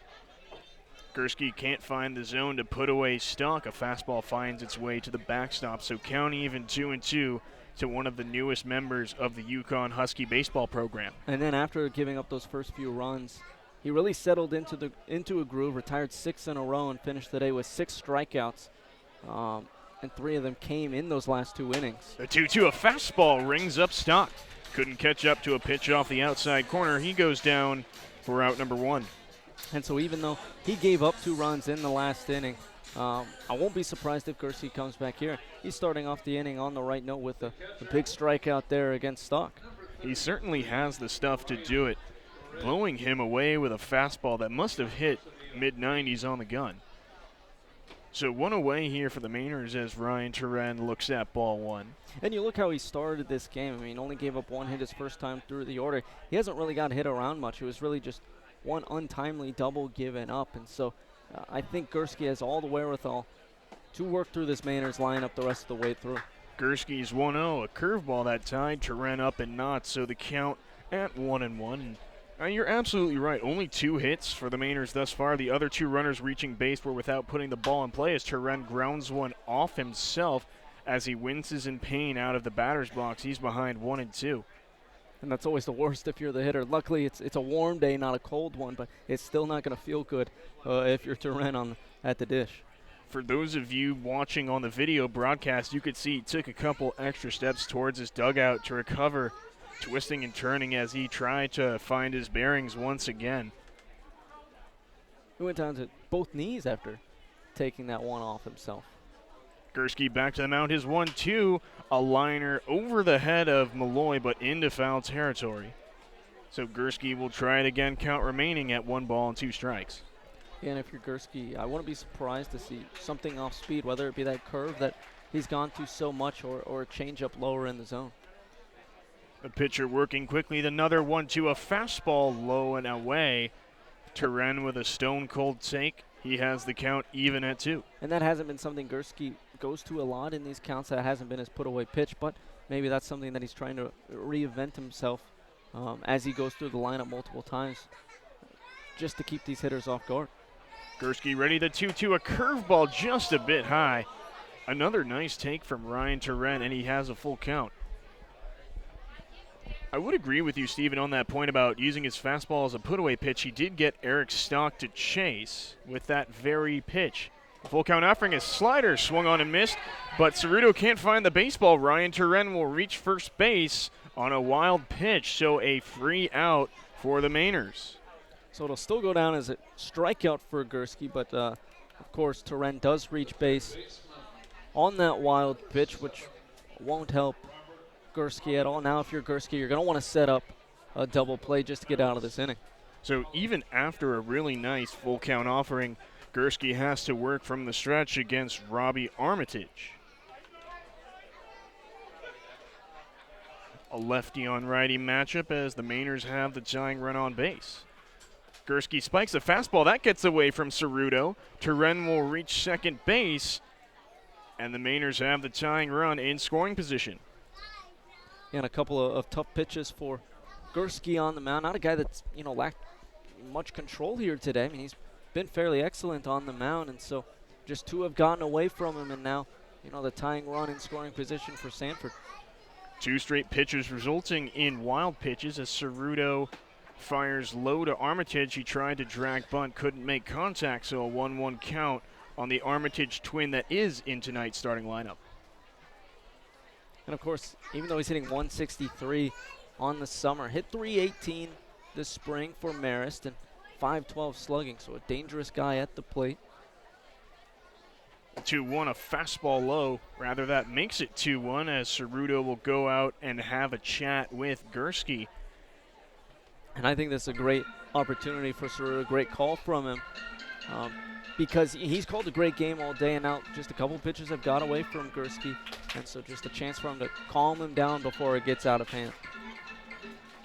After the quick mound meeting, Armitage back in the box with a 2-1 count in his favor. Gursky looked down to second. Deep breath now, the 2-1. A liner into center field. That gets down. Turen around third. He will come to score. The Mainers tie the game on a Robbie Armitage line drive single. Yeah, and that was just a pitch left a little bit up and over the heart of the plate. And you saw Armitage get on top of it and put it opposite field in the right center gap, which is exactly what he was supposed to do with that pitch, and it's just enough plate on it to bring in Turen. So and now it's tied at 3. So the wild pitches do cost Gursky, as now there will be a meeting on the mound between the catcher Cerruto, the infield for the Gulls, as well as their pitching coach, as they discuss strategy on how to face Connor Tate. Yeah, and usually when Greg Zackerson comes out, it's not going to result in a pitching change. So expect Gursky to stay in. There is some action warming up in the Gulls pen, though, just in case Gursky does find himself in a little bit more trouble. Looks to be Cameron Fair in the Newport pen right now. But if you're Gursky, we said it when Turen was on first before the wild pitch and he advanced to second. If you can do anything in this situation, it's probably set up with double play and get out of this inning. That would be the Gulls' best bet to keep the Mainer offense at bay, but a really tough guy to double up in Connor Tate. So far on the day without an at-bat, he walked and scored on the Nick Howie double in the third. Gursky with the glove at his belt, his first pitch, a fastball at the knees for strike one. Yeah, and I think Gursky, he works well lower in the zone, and that's where he's going to want to live, especially in this bat, but moving forward. The Gulls looking to turn two, but a tough one it would be, as Armitage and Tate, both some of the faster players on the Mainers. The 0-1, a fastball spiked. Nice stop by Cerruto, gets Armitage back to first. And you can see Gursky on the mound patting himself, saying that he missed his spot, but it was the right idea if you're Gursky and Cerruto, because as we just said, that's where he wants to live, and he's going to be throwing, his next couple pitches right near the zone at the bottom half. Gursky's 1-1 gets Tate to chase, a fastball outside. Now the USC Trojan ahead 1-2. And I think this has been Gursky's trouble so far. He's gotten ahead in counts. He's gotten to 2 strikes. It's just finishing guys off, especially as of late the second time through the order. Gursky looking for out number 2 here in the top of the fourth. Pitch on its way, a fastball low. Tate was tempted but didn't take the bat off his shoulder. Now we have an even 2-2 count as Gursky looks to derail the Mainers rally as we begin the middle third of this early July ball game. Gursky takes his time, a long look at Armitage, now the 2-2. A swing and a miss from Connor Tate. A really nice fastball got him to fish. So 2 away for the Mainers. Their lineup card turning over with Sterling Hayes at bat. Yeah, and that was a great sequence of pitches from Gursky on the mound, and he seemed really in command of that at bat. 3rd strikeout of the inning for him. And if, as the lineup flips over, you're facing a guy that you've already struck out twice. Another good start from Gursky on Hayes as he gets the call on a fastball on the low inside corner. You got to feel good if you're Gursky on the mound. You've just given up a couple of untimely hits. Other than that, you've had a really solid outing. Gursky steps off as he looks Robbie Armitage back to first base.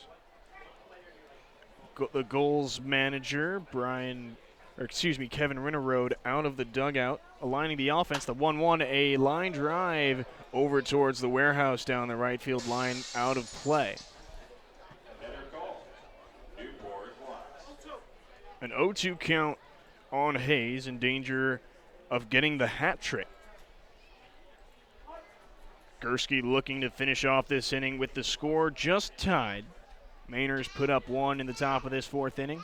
The 0-2, a curveball inside. Ceruto out of his crouch quickly, thought about a back pick, but instead looks Armitage back to first. Yeah, that's something the Gulls do quite often, is that throw behind the runner over there at first. Now with 2 outs, I wouldn't expect it because that's kind of a risky play if it doesn't work out, but at least bluffing it and keeping the runner at bay. Gursky's 1-2, a slider can't get the call. A very close pitch off the outside half, but Sterling Hayes lays off, and the count goes from 0-2 to 2-2. Yeah, that's kind of what we were talking about, just finishing off guys. But in the 1-2 count, you don't necessarily have to go in the zone just yet. You can still work around it. The break-even pitch, Armitage on the move. Fastball misses outside. The throw down to second is in time to catch Armitage. The Mainers try and make things happen on the base paths, but Paul Ceruto had other plans. However, the game is tied 3-3 as we head to the bottom of the 4th inning here at Cardines Field. You're watching NECBL Baseball on the NECBL Broadcast Network and 104.3 FM, 1220 AM, The Legends. Once again, it's 3-3 in the bottom of the 4th inning here from Cardines Field. Ryan Zimmerman, the voice of the Sanford Mainers, alongside Stephen Huff, the voice of the Newport Gulls. Darren Williams goes back to work against the bottom of the Gulls lineup. It's Austin James, Peter Ceruto, and Zaid Walker who will look to restore the home lead. Yeah, Austin James at the plate. One of the guys that has just a lot of pop to his bat, but also has worked a ton of walks for the Gulls so far this season. Williams gets ahead of James 0-1 on a fastball at the knees. You can tell he didn't like that call. One of the guys that has just an excellent eye for the plate. Williams is 0-1, a slow roller to third, picked up by Armitage. His throw across the diamond is in time for out number 1. And when he thinks the pitch is a little bit lower outside, he's not afraid to let you know about it. But that play right there, good play from Armitage, but it really just comes from Darren Williams, setting him up with that breaking ball, cutting a little bit lower into the zone, setting up a weak contact and easy plays for his defense behind him. And you got to think that call comes from a pitcher being able to hit his spots and earning that part of the plate. Yeah, you're absolutely right. I mean, Williams has earned that part of the plate with his excellent location all day. Williams goes back to work on Peter Ceruto, who swings over the top of a looping curveball. The Eastern Kentucky pitcher ahead 0-1 on the Rutgers catcher. Back to his windup, the 0-1, the slider this time misses well outside. A 1-1 count with 1 away in the 4th.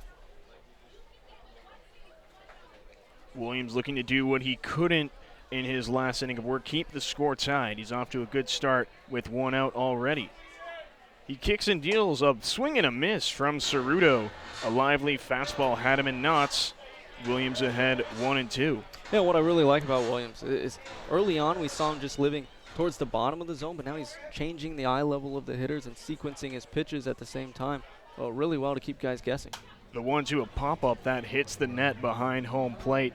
Doing exactly what you said, Steven, elevating his bat, getting him to swing underneath a fastball up high.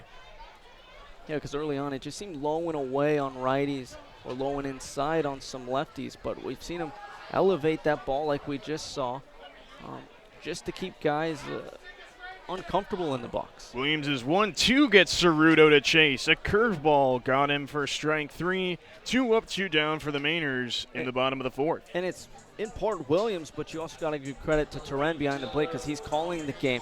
And the 2 pitches before that strikeout were fastballs high. That set up then the breaking ball that struck out Ceruto, because coming out of the hand, it looks like it's coming at the same spot, and then it breaks beneath the bat and is able to get Ceruto swinging over the top of it. Zaid Walker stands in and flies a first pitch fastball to center field. Marshall doesn't have to move at all as he makes the catch for out number 3. Darren Williams does his job as the score remains deadlocked 3-3 through 4 here on the NECBL Broadcast Network and 104.3 FM, 1220 AM, The Legends. It only took Darren Williams 8 pitches to get through the bottom of the Gulls lineup in the bottom of the 4th. It's 3-3 as the Mainers look for their first lead today, with the top of their order up in Sterling Hayes, Drew DiMartino, and Shane Marshall. Brian Gursky set to go back to work after giving up the unearned run in his last frame. Now he has Sterling Hayes, who returns to the batter's box. His first offering, a fastball driven to left field. Vosick going back as this one hops the wall. Hayes will round first. He has an easy double. The Mainers lead off the inning with a bang. Yeah, great piece of hitting there from Hayes, getting his first hit of the day and leading off the inning just how you want if you're the Mainers. And then it took a tough hop off the wall. I mean, with Hayes' speed, legging out the double easily, but if you're Gursky, that one just left up a little bit too high, more than what you're wanting. We talked about how he's going to want to live a little bit lower in the zone, and Hayes making him pay for it here early on in the 5th. Leadoff man getting in good position for the Mainers' RBI leader in Drew DiMartino. Justin Henry Malloy playing just in front of the bag at third. Gursky taking a look at second. His first pitch to DiMartino popped up, carrying a bit to center field. Haskin moves back. He'll make the catch for out number 1. Hayes will think about a tag, but a strong throw holds him at second. The Green Wave outfielder showing off the hose in straightaway center, and he saved a base. And it was actually Isaiah Thomas who came in for Hudson Haskin. It was a late call for us. We didn't see the substitution, but Isaiah Thomas is a Vanderbilt center fielder who just got here after winning the national championship with the Commodores and is known for his excellent defensive abilities, and you saw him from deep center there throwing a one-hopper over to Justin Henry Malloy at third. So one away for for Shane Marshall. Gursky throws fastball as he lines one to center field. Thomas moving to his left, but it's Zaid Walker who makes the catch for out number 2. I'd like to make a quick correction. The run last inning was in fact earned, as it was a wild pitch. After the Hayes leadoff double, he has been able to advance no further, but still the Gulls not yet out of the woods with Nick Howie coming to bat. So before the first pitch, Greg Zerickson out of the dugout once again, perhaps just to discuss strategy with Gursky. Yeah, and I think this is a good time for them to do so. I mean, gave up a double to start this inning, and then 2 guys have hit fairly good fly balls into the outfield. But if you're the Gulls, you're happy with how this inning has panned out after giving up that leadoff double, because it looked like, with the meat of the order coming up for the Mainers, you might find yourself a run or a couple runs down. But solid defensive plays, and Gursky setting up your defense well with where he's setting up his pitches. You find yourself with 2 outs and still no runs crossed for Sanford. But now at the plate, of course, is Nick Howie, and the guy on deck is Elliott Curtis. So 2 guys that are dangerous at the plate for the Mainers. And so it doesn't necessarily get easier if you're Gursky on the mound, but you have gotten yourself out of the jam so far. Howie himself 1 for 2 today, does have 2 RBIs as well. Gursky goes with a fastball blocked by Ceruto as it hit the dirt. Hayes back to second. And you gotta give credit to the Gulls and their scouting. Brian Gursky able to get pitches that went pretty much right to the Gulls outfielders, so they were playing them exactly the way they needed to. And you're seeing the outfield, they actually, as you were saying, that shift to where Howie was hit that double last time. The 1-0 fastball inside got the batter to slide a bit out of the way. 2-0 on the cleanup batter. They're just trying to play, each hitter to where they hit the ball every single little bit more as they try to play the spray charts a little bit, trying to not give up anything. So time is called as the Gulls elect to give Nick Howie the intentional free pass, setting up runners on first and second for Elliott Curtis. And you know what, I don't mind that call actually from the Gulls. Puts runners on first and second, I know, but now you have a play at third, second, and first with Elliott Curtis at the plate. Howie already had the double on the day and hits 386 on the year versus Elliott Curtis doesn't have a hit, only hits 179. Curtis takes a first pitch fastball on the outside half to start off his third at-bat. And on top of that, it was a lefty-righty matchup. Now it's a lefty-on-lefty matchup, which is obviously more favorable for Gursky on the mound. Hayes at second, Howie at first. The 0-1 to Curtis of another fastball and another strike. The strategy paying off for Kevin Winterroad and the Gulls so far. They're just one away from stranding the go-ahead run on second base. Gursky taking a long look at Hayes. Now is 0-2. Swung on and missed. A clutch display of pitching from Brian Gursky gets the Gulls out of the inning with the score remaining deadlocked at 3. The home team will look to get back out in front when we return on the NECBL Broadcast Network and 104.3 FM, 1220 AM, The Legends. The Gulls dodged a bullet in the top of the fifth, leaving 2 runners on base now for the top of the order to try and put themselves back in front. Holzwasser, Thomas, and Hamilton getting to work against Darren Williams back to the mound for his 5th inning of work. He goes to his windup. Holzwasser shows bunt, pulls back on a fastball well off the outside. Of course, Holzwasser on the day, 2 strikeouts. Looking to bounce back here. He does have that 12-game hit streak. He lines one down the third baseline, but tailing out of play just a bit in front of a Williams curveball. Count goes to 1-1. Nearly able to extend that 12-game hit streak we were talking about. Has reached base safely on every game so far this season. Also a threat to steal when he gets on. 8 stolen bases so far this year for Newport. Williams taking his time. Now he has assigned the 1-1. A curveball almost got Holzwasser to chase, but he holds up and moves the count into his favor, 2-1. Just everything you want out of a leadoff guy. Can hit for average, can work walks. The 2-1, a liner over the head of Drew DiMartino into right center field. Holzwasser takes a big turn around first. He'll have a double. We'll see if he tries for 3. A big turn around second, loses his helmet. Doesn't try for the triple, but he instead has a leadoff double. The Gulls are back in business to try and take their lead back. And I was just going to talk about his sneaky power. I mean, he has 5 doubles and 2 home runs on the year, make it 6. Puts him towards the top in the NECBL, but another fan favorite is Scott Holzwasser and how many times he loses his helmet on the season while running the base pass, and add +1 to that counter. So with a chance to put his Gulls back in front, it will be Isaiah Thomas. He came on as a defensive replacement in the top of this inning, unbeknownst to me. But now he has a chance to get his name on the box score in the offensive side. Of course, Isaiah Thomas, as we mentioned, the defensive substitute, but spectacular player from Vanderbilt. And every time he's out here with New Broadcaster, I talk just about his bat speed, but because of that, such a smooth swing with it with a lot of speed to it, but a lot of power that comes from it as well. Williams looking to regroup. He nods to Torrenta's first pitch, a fastball outside, 1-0.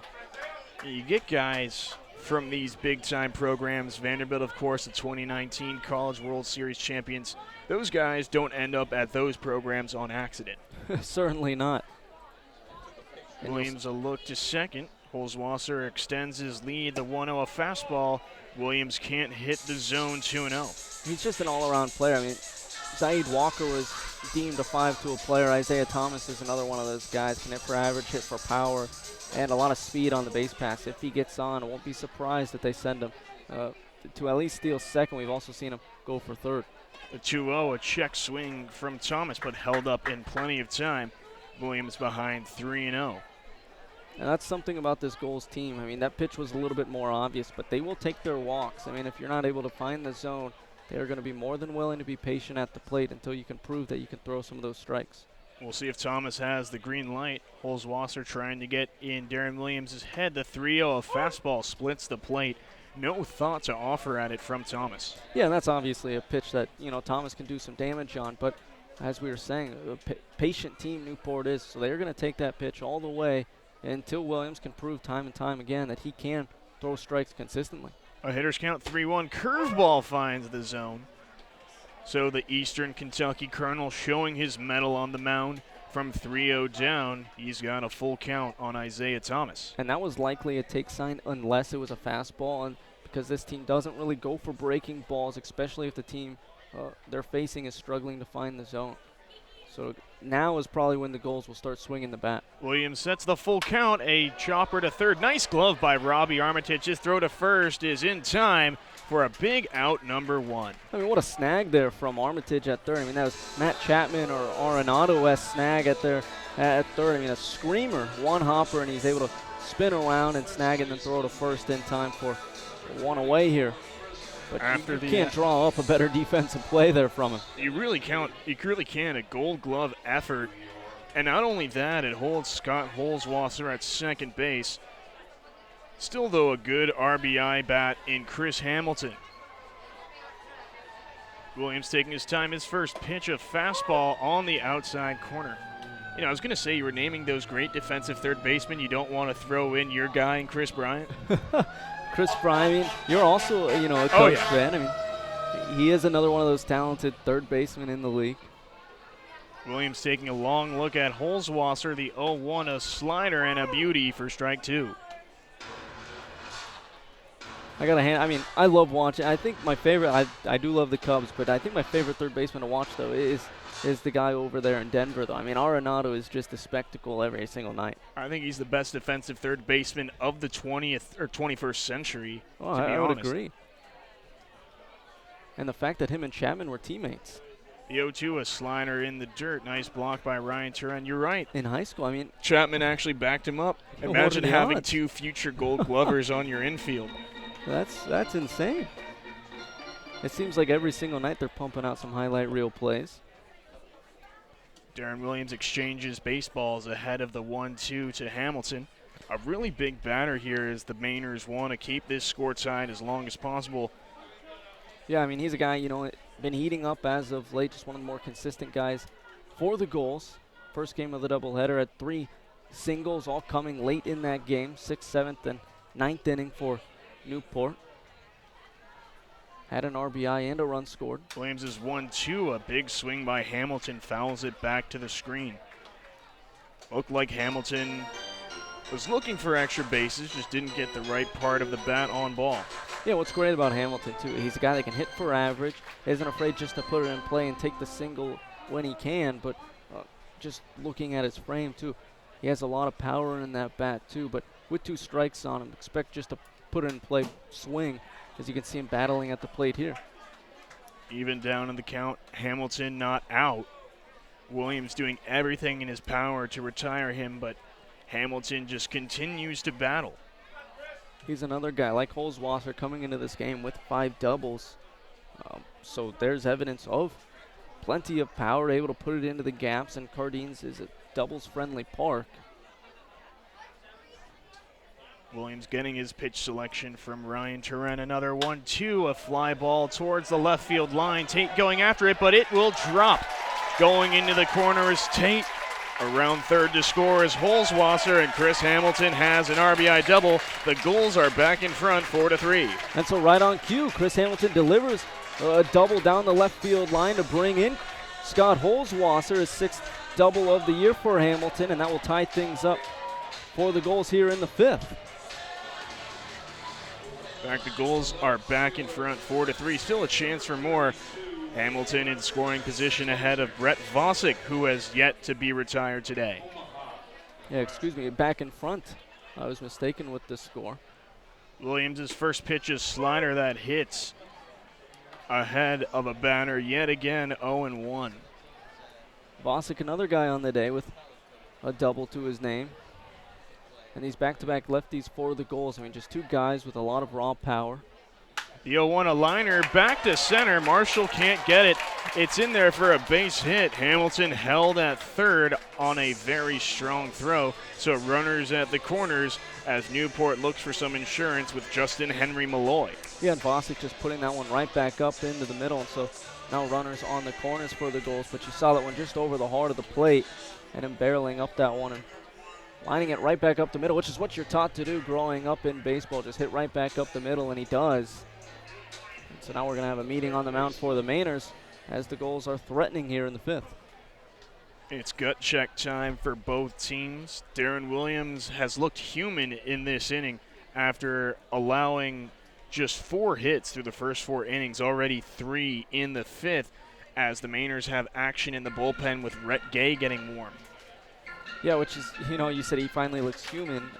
I think that's a great way to put it because up until this point, I know he's given up 3 runs, but 2 of them were unearned because of the defensive struggles in the first. I mean, he has looked excellent all night finding his spots, and this is really the first time all day that he's been missing some of his spots and left some balls over the heart of the plate where the Gulls hitters have been able to pick up some nice hits into the gaps and into the outfield on him.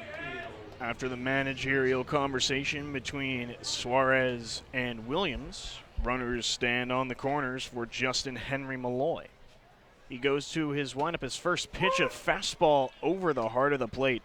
Malloy taking all the way as he gets behind in the count early. And this is probably the guy that's had the most success off Williams all day. Already a single and a double to his name with 2 RBI.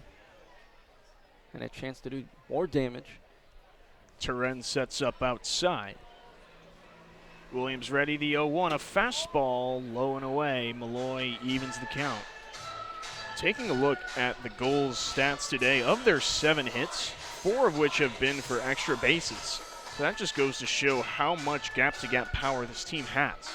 Yeah, and it's really, at the top of the lineup, middle of the lineup, and even towards the end, you got guys like James, Hyde Walker, and Hayden Jones. I mean, everywhere in this lineup is the potential for a lot of just natural power. Runner on the move, a 1-1 pitch misses as Brett Vosick will take second base without a throw. Runners now stand in scoring position as the Gulls look to break this one open. Yeah, and that's something the Gulls have done, especially as of late, but really throughout the whole season. But with runners on the corners, they're going to send the guy to second base just to see if there is a throw down. If there is, they're going to send the guy home. If there isn't, obviously, they're going to take the free base and get an extra runner in scoring position. A strategic move by the Gulls gets them in good position for some insurance. The 2-1 from Williams, a fastball right there for strike 2. Yeah, and Malloy is he has such a good eye that he is almost too conservative sometimes at the plate. Isn't going to swing at some of those pitches just on the edge. He leads the team in walks, but sometimes lays off those pitches just on the edge that you just saw. Williams is 2-2, overpowers Malloy. A fastball, he couldn't catch up with it, and there are 2 down. Yeah, that's a great pitch there from Williams, able to retire Malloy, which is a huge out for him. He needed that strikeout. Now there's 2 away with runners in scoring position for the Gulls, but a guy that you've already got to ground out into a fielder's choice and then strike out looking, and Hayden Jones at the plate. Williams not out of the woods just yet as he faces the lefty Hayden Jones. Kicks and fires. He hits a slow roller to Eric Stock at first. Flip to Williams. Covering is in time, and the Mainers are out of trouble. However, the Newport Gulls reclaim the lead. It's 4-3 through 5 here at Cardines Field. You're listening to and watching NECBL Baseball on the NECBL Broadcast Network and 104.3 FM, 1220 AM, The Legends.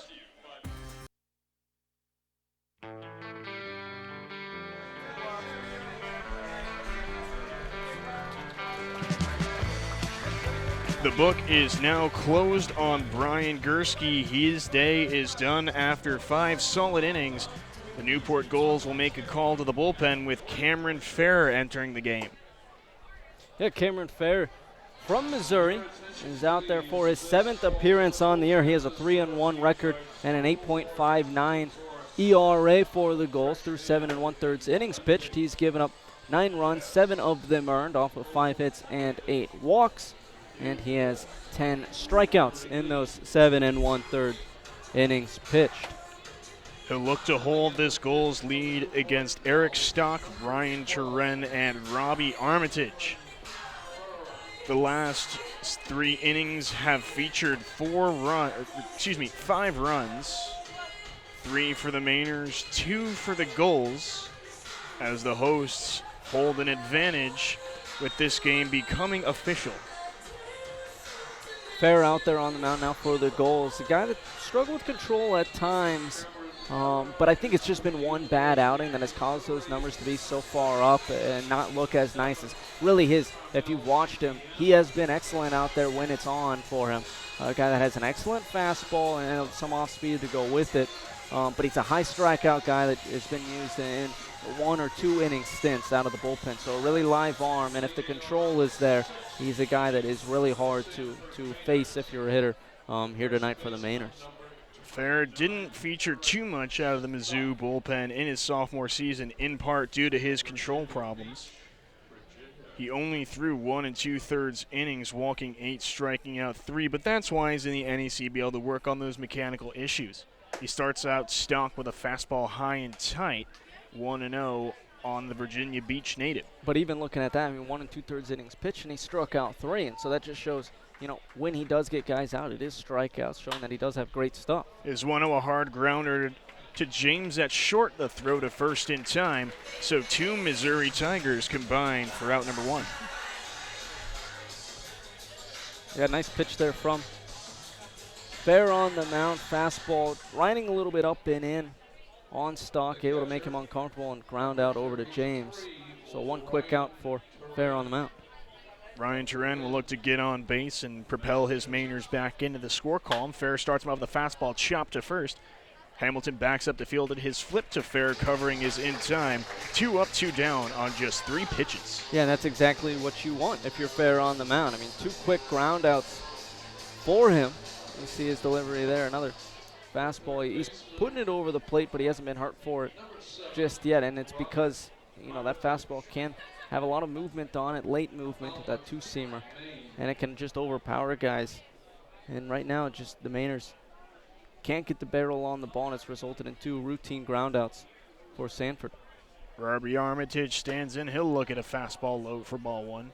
So immediately going to his right-hander, Kevin Winterroad getting exactly what he needs, a shutdown inning after his team reclaims a lead. The 1-0, a high pop-up on the left side of the infield. James going back into the outfield. He makes the catch for out number 3. Fair needs just 6 pitches to finish off the Mainers in the top of the 6th. It remains 4-3 as we head to the bottom of the inning here on the NECBL Broadcast Network and 104.3 FM, 1220 AM, The Legends. 3 up, 3 down, go the Mainers in the top of the 6th. Darren Williams stays on the mound as he looks to keep their deficit at 1. It's 4-3 through 5.5 at Cardines Field. Ryan Zimmerman, the voice of the Sanford Mainers, alongside Stephen Huff, the voice of the Newport Gulls. It's the bottom of the order. Austin James, Peter Ceruto, and Zaid Walker who look to add on to the advantage. Yeah, and how about the game Darren Williams had? Coming out for his 6th inning of work. Really only got dinged up in his last inning, but throughout the night, just excellent showcase of command. He'll start off James with a fastball just clipping the outside corner, 0-1 on the shortstop. And we've seen his fastball, curve, slider, and changeup just all really work well out there for him. Williams right back to work on the rubber. The 0-1, a curveball just a bit low. It froze James, but he gets bailed out by the call of home plate umpire DJ Nadeau. Yeah, and that was just about, a perfect pitch from Williams. So even though it was called a ball, that's about just what you want from him on the mound. Williams in his windup. His 1-1 gets a chase on a curveball well out of the zone. James behind 1-2. Yeah, and it just every time he's been going to that breaking ball, the goals so far really haven't had an answer for it. The only guy that has been able to make contact is Justin Henry Malloy, and he's the best hitter on the Newport Gulls so far this summer. The 1-2 gets James to chase the fastball up high. Make that 7 strikeouts for Darren Williams. 1 away in the bottom of the 6th. And what's so impressive about that strikeout is it goes back to the strikeout that we were talking about in the 3rd and 4th and 2nd innings. He's still mixing his spots so well, changing the eye levels of these hitters and sequencing his pitches all the way into the 6th inning, and the Gulls still can't pick up on what him and Turan are doing behind the plate. Williams starts off Peter Cerruto with a curveball down low, an easy take for the catcher. Cerruto on the day 0 for 2 with 2 strikeouts. He'll be looking for some redemption here in the middle innings. Williams in the windup, a fastball wide, puts him ahead 2-0. And I think the only thing that, I know we had a rough inning last inning, but for Williams, you just got to worry about fatigue at some point. Williams is shown to be a workhorse for the Mainers this season. It's not the first time he's gone this far into a ball game. In his first start in the Mainers home opener, he went 6 2/3 shutout innings against the Valley Blue Sox. And so I stand corrected. You don't have to worry about it. You can keep him out there. The 2-0, a fastball hits its spot. Cerruto shakes his head as he wants to know where that pitch hit. 2-1. And even that fastball, the pop in the mitt sounded maybe even faster than what we heard at the beginning of the game, or at least just as fast. Williams right back to work. The 2-1, another fastball, this one missing at the shoes. A hitter's count for Cerruto, 3-1. But with this, good at bat so far from Cerruto. Williams has done well on the mound, but Cerruto not giving away, just waiting for Williams to come into the zone. Williams able to get a fastball by Cerruto. 3-1 down, now it's 3-2. Cerruto had the green light there and was swinging. So another 3-2 count for Williams on the mound. Williams sets. The payoff pitch, a fastball, called strike. No, they said it's ball 4. A very close fastball. Turan was out of the crouch quickly, looked like he was going to throw around the horn, but Peter Cerruto holds up and he gets a reward with a free base. Yeah, maybe just missing outside. Still an excellent pitch from Williams on the mound, but Cerruto, an excellent eye. He is a catcher naturally, so he's going to have a good eye for the plate, and was able to watch that one miss for ball 4, and so that's his first time aboard tonight, and sets up Zaid Walker, kind of one of those guys that will act as the table setter for the Gulls tonight. Walker takes a fastball that gets the outside corner, 0-1. It's been a quiet day for Walker thus far, 0 for 2 with a ground out and a fly out, but again, he's one of those guys that can get it going in a hurry. Cerruto inches off first. Williams taking his time. Now the 0-1, a curveball in the dirt. A block by Ryan Turan holds the catcher at first. Yeah, Walker on the year, 185 average, but still has 11 RBI to his name, so he's been kind of that guy that when he gets out, a lot of times it's productive out. So be that guy that has sack flies, sack bunts, just to move runners along. The 1-1, a high fly ball, but well out of play. So Williams ahead of yet another goal, this time a 1-2 count with the top of the order looming. And with him, he typically bats 6, 7, 8 in the order, so he has a lot of guys batting in front of him.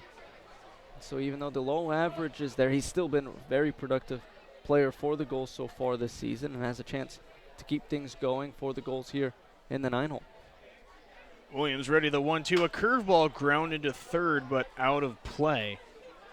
Walker ahead of that pitch, but he still has a chance to see another one from Darren Williams. His pitch count getting up there, it's over 100 as we speak, but as we've alluded to, Williams not a guy who will come out of the game so easily. Yeah, and I think if anything is going to take him out of the game at this point, it might be that pitch count, because it certainly doesn't seem to be control or fatigue issues. Might just be the pitch count they have to worry about. Another 1-2, another foul ball. We'll do it again. Just to give you, the listeners, a refresher on the NECBL's pitch count rules, the max a pitcher can throw in any game is 120.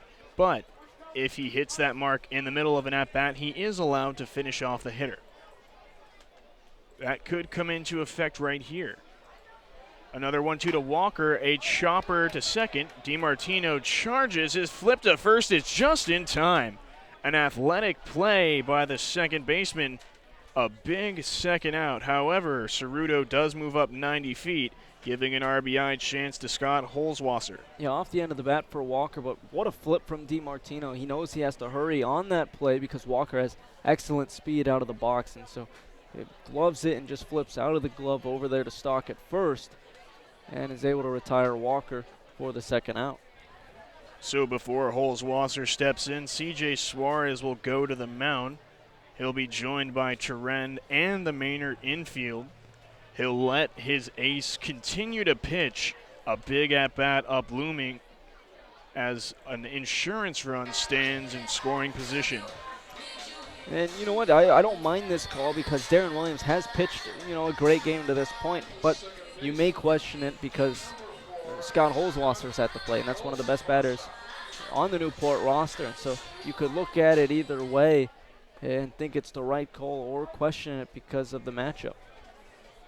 So Williams has a chance to get through 6. His first pitch to Holzwasser popped into shallow center. DiMartino going back on it. He'll make the catch for out number 3. A Herculean effort by Darren Williams keeps the score at 4-3. We're heading into the back third from Cardines Field when we return on the NECBL Broadcast Network at 104.3 FM, 1220 AM, The Legends. There are 3 innings left to play from Cardines Field, a 4-3 Newport Gulls advantage over the Sanford Mainers, as Stephen Huff will take you the rest of the way. Thank you, Ryan. It is 4-3 here in Newport. Cameron Fair still on the mound for the Gulls. So face off against the 9-1 two-hitters here in the 7th.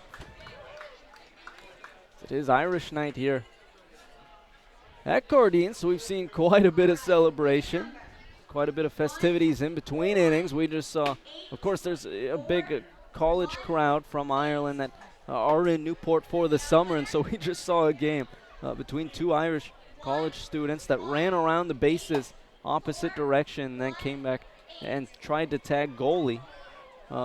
Gulls mascot, and the first one to get it won a prize. One of them was cutting the bases, wasn't even touching the bases. I mean, yeah, that's a loss by disqualification. They handed it to the other one. Goalie actually went to the other side to give the other one that was actually playing fair a little bit of an advantage, and so they did hand it to the right guy. But, I mean, play by the rules, Thankfully, am I right? the integrity of that game came into play, and they awarded the right Hats winner. off to goalie for doing his due diligence. Wait for the guy that actually touched first and third base to score.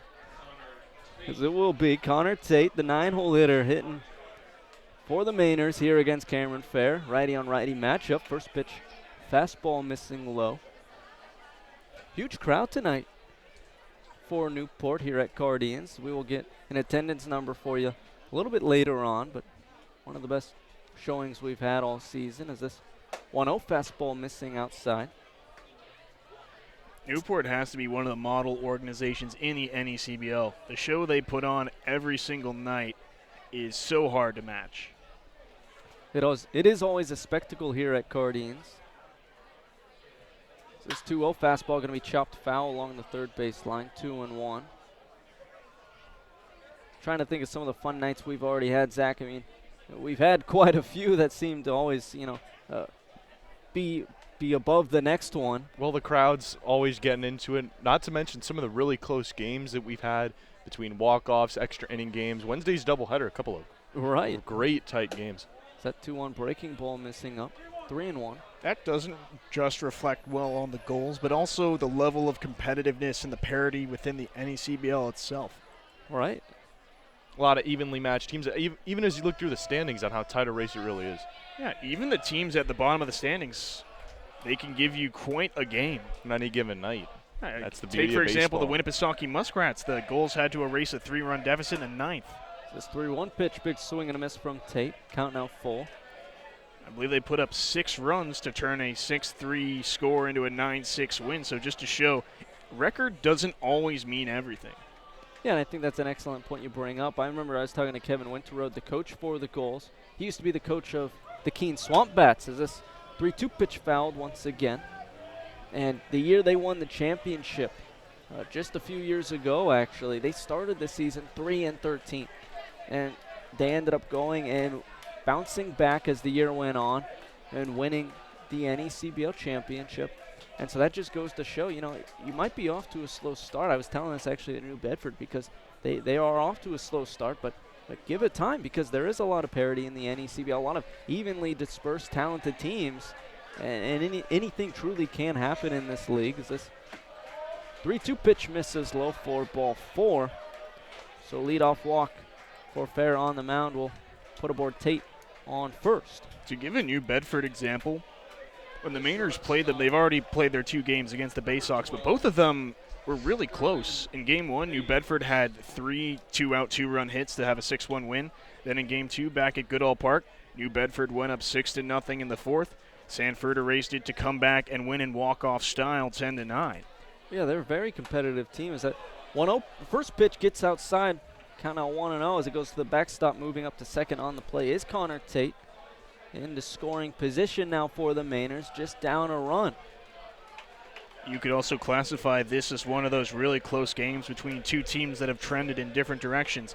Sanford's record still stands in 6th place in the North at 8-13, but a lot of their losses have been very close. Now the 1-0 from Fair, fastball missing outside once again, 2-0. I don't know if we were picking it up on the broadcast, but of course those Irish students we were mentioning earlier, and I don't know if you guys were here before the game, but I interviewed General Manager Chuck Pava about the Irish, following here. But they were actually doing a chant for the Gulls. This 2-0 misses up and away, 3-0. Strong soccer following, and so, soccer chants are just in the nature. They died away for a little bit, the soccer chants, but now they seem to be back in full force this year. It's Fair looking on. 3-0 count. Ryan, you a big soccer guy? I am. I'm a huge soccer guy, actually. It's at 3-0. It's going to be a pass ball off Ceruto's glove. Moving up to third on the play is Tate. So now the tying run for the Mainers is actually 90 feet from scoring. Yeah, Steven, I saw the Juve sticker on top of your laptop. I give you props for that. I'm not an Italian soccer fan per se, but I've got a great appreciation for that team. They've got a stacked front 3, Ronaldo, Dybala. They can do some damage. Well, I'm happy that you do recognize. Oh, yeah, real recognize real. Plus the soccer style of chants. I can get behind that any day. Any enthusiasm in the crowd is good enthusiasm. Now, excuse me, that pitch actually missed outside on DiMartino. As on first is Hayes. Runners on the corners for the Mainers. And there's a meeting on the mound once again between Greg Zackerson and this time Cameron Fair. A really good idea by Zackerson. Go out to the mound, calm down a guy who started this inning by throwing 2 walks. We saw in the 6th, he has great stuff. He's able to get batters out quickly and efficiently. Now he just needs to recapture what made him so great just 1 inning ago. And that's what the meeting on the mound was presumably talking about, as now it is commenced, and it would go back against DiMartino now.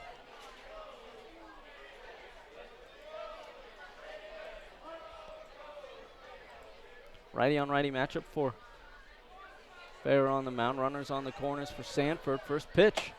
Fastball missing outside. 1-0. Fair didn't put himself in the best position here. Now he has to go after perhaps the best bat in this Mainers lineup in Drew DiMartino to risk putting the bases loaded. Now the 1-0 fastball catches the corner low and away. Count out even at 1. DiMartino on the day 0 for 3, including a strikeout, a ground out, and a flyout. Now the 1-1 fastball misses outside, 2-1. But it seems like a guy with that high for an average. Could be due for a hit. So Fair might have to be careful as he works around the zone. Now the 2-1 offering. Fastball going to be popped out of play along the right field line. Also, if you're Drew DiMartino, you don't need a hit to tie the game. If you can hit a ground ball past the pitcher, the run's going to score from third. Obviously, you don't want a double play.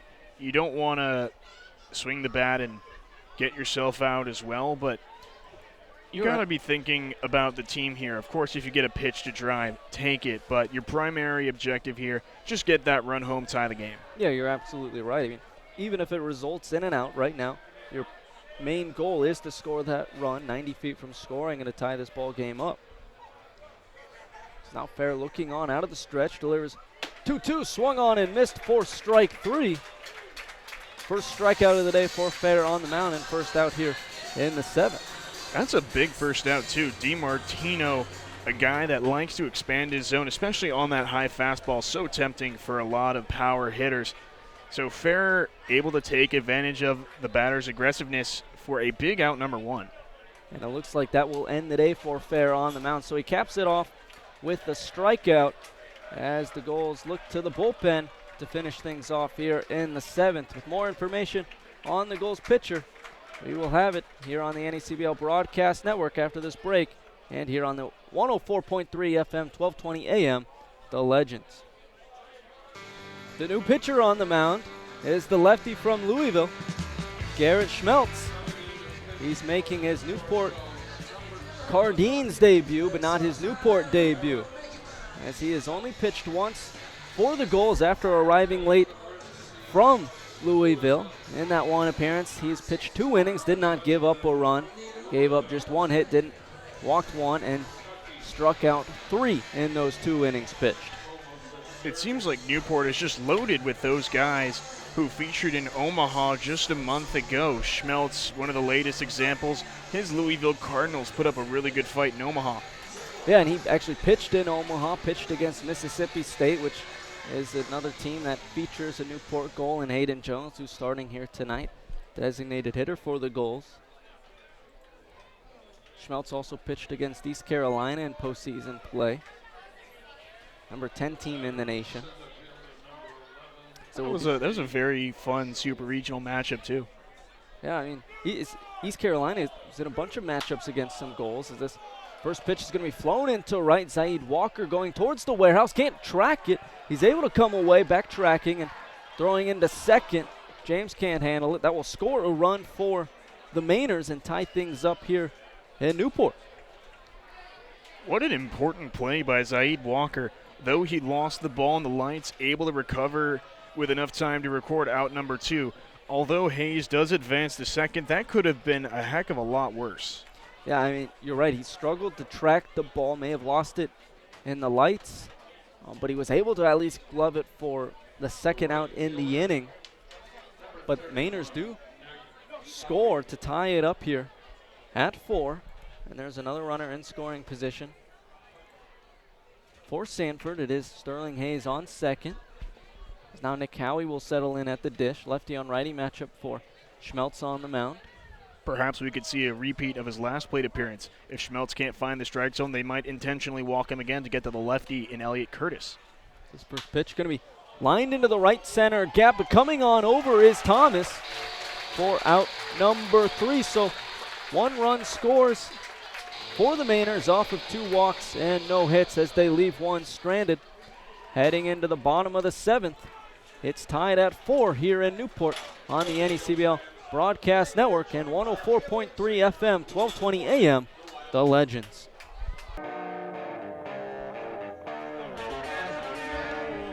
Bottom of the 7th here at Cardines. 4-4 ball game. Stephen Huff alongside the voice of the Sanford Mainers, Ryan Zimmerman, and the field reporter of the Newport Gulls, Zach Letson, as it will be the 2-3-4 hitters for the Gulls due up, facing off against a new pitcher for the Mainers. The Sanford Mainers will turn to Rhett Gay to keep this score tied. In his last appearance, He came on in the first inning against the Winnipesaukee Muskrats, went 4 1/3, allowed just 3 runs over that span. The big 6'2", 215 righty from Georgia Southern is making his 5th appearance on the season. He's 0-1 with a 5.56 ERA.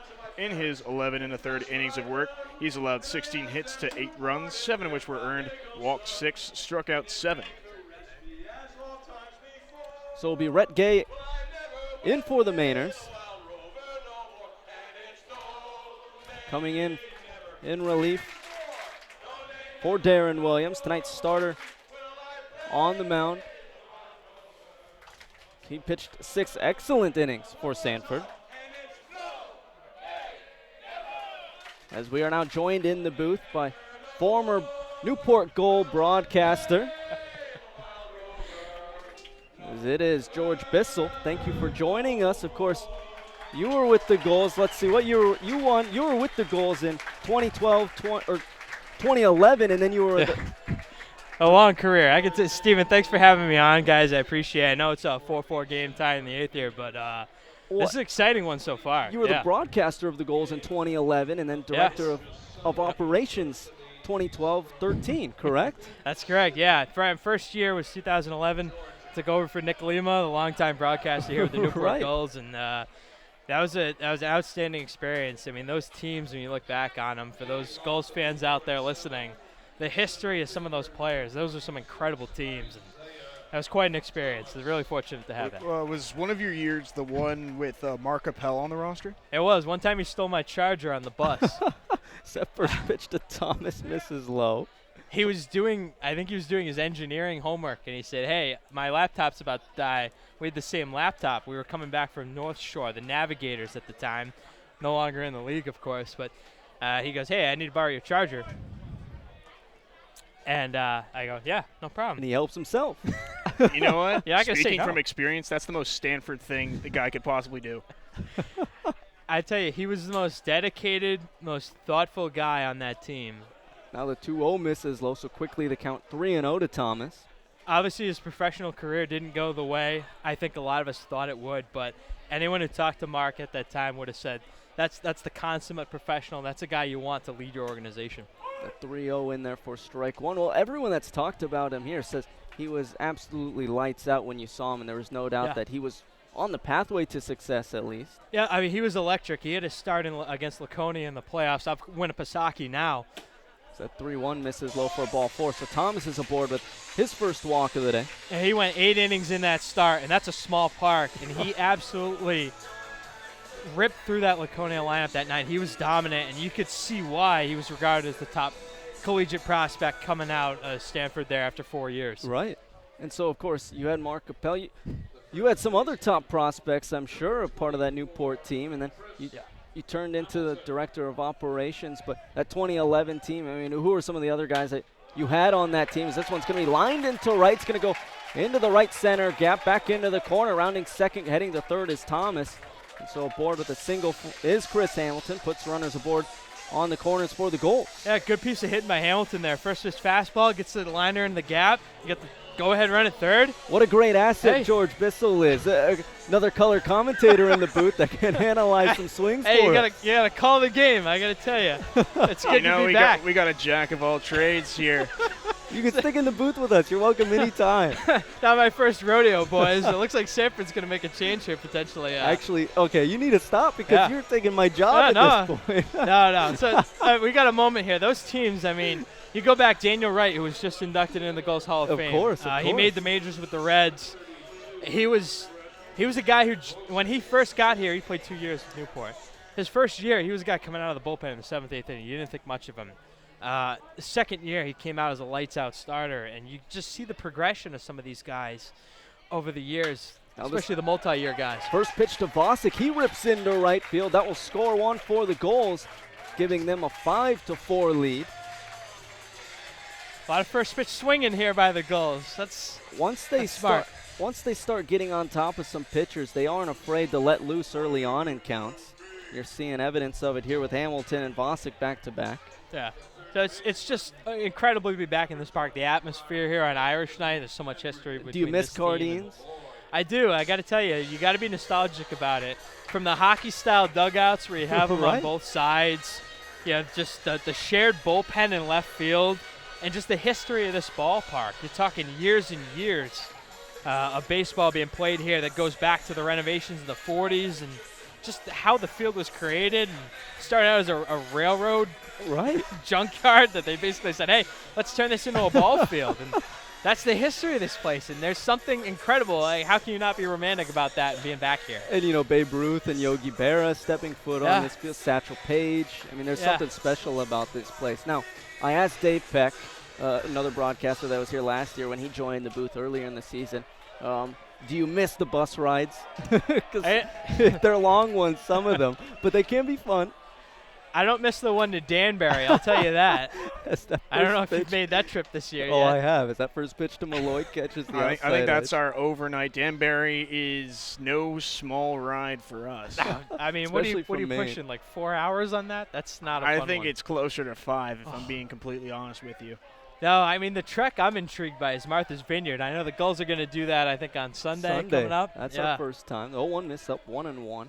Yeah, of course, we have to drive there and then take a ferry and then, you know, take another bus to the park. I'm from the Midwest. I don't know anything about this. What's this water thing? Yeah, same here. I mean, the closest body of water I have is Lake Michigan, and you can clear that thing in no time at all. So it's a little different here, but I got to tell you, I think it's interesting to see the growth in the league and get an opportunity for more players to get seen and have an opportunity to play professionally. This 1-2 breaking ball on the inside edge. Caught Malloy looking for strike 3. First strikeout here in the 7th. First out here in the 7th. Tough call, a little bit inside. Got the corner that time. That's a good location. But Malloy didn't like it, but Rhett Gay on the mound will take it for the Mainers. That will now bring up Hayden Jones at the plate for the Gulls. Now, shifting from, you know, your time here as a broadcaster, talk about a little bit your time as director of baseball operations. Yeah, I think that was an interesting transition. That first pitch to Jones misses outside, 1-0. I think it was something at the time the organization was kind of shifting in a new direction, and it was an opportunity for me to take on an additional role. And I credit Chuck Pava and Chris Patsos, Ron Westmoreland, the ownership group here in Newport. They're fantastic, and I learned so much from that experience that I now use in my professional career, and it's a credit to them to just what they've built and that it impacts so many people here on this island. It's fantastic what they've done. Got you a ring, too, so. Right, of course. That's right. You remember the tough losses more than the wins. The one I think about, that experience, the 2012 team that won. That 1-1 pitch going to be driven into the deep left center gap, but making a nice play is Tate jumping up for out number 2, and you're rubbing your hands. Let's hear it. He read that ball well. I thought that had a chance to get down. That's a good piece of hitting. Opposite field there. But, you know, it's the 2013 one.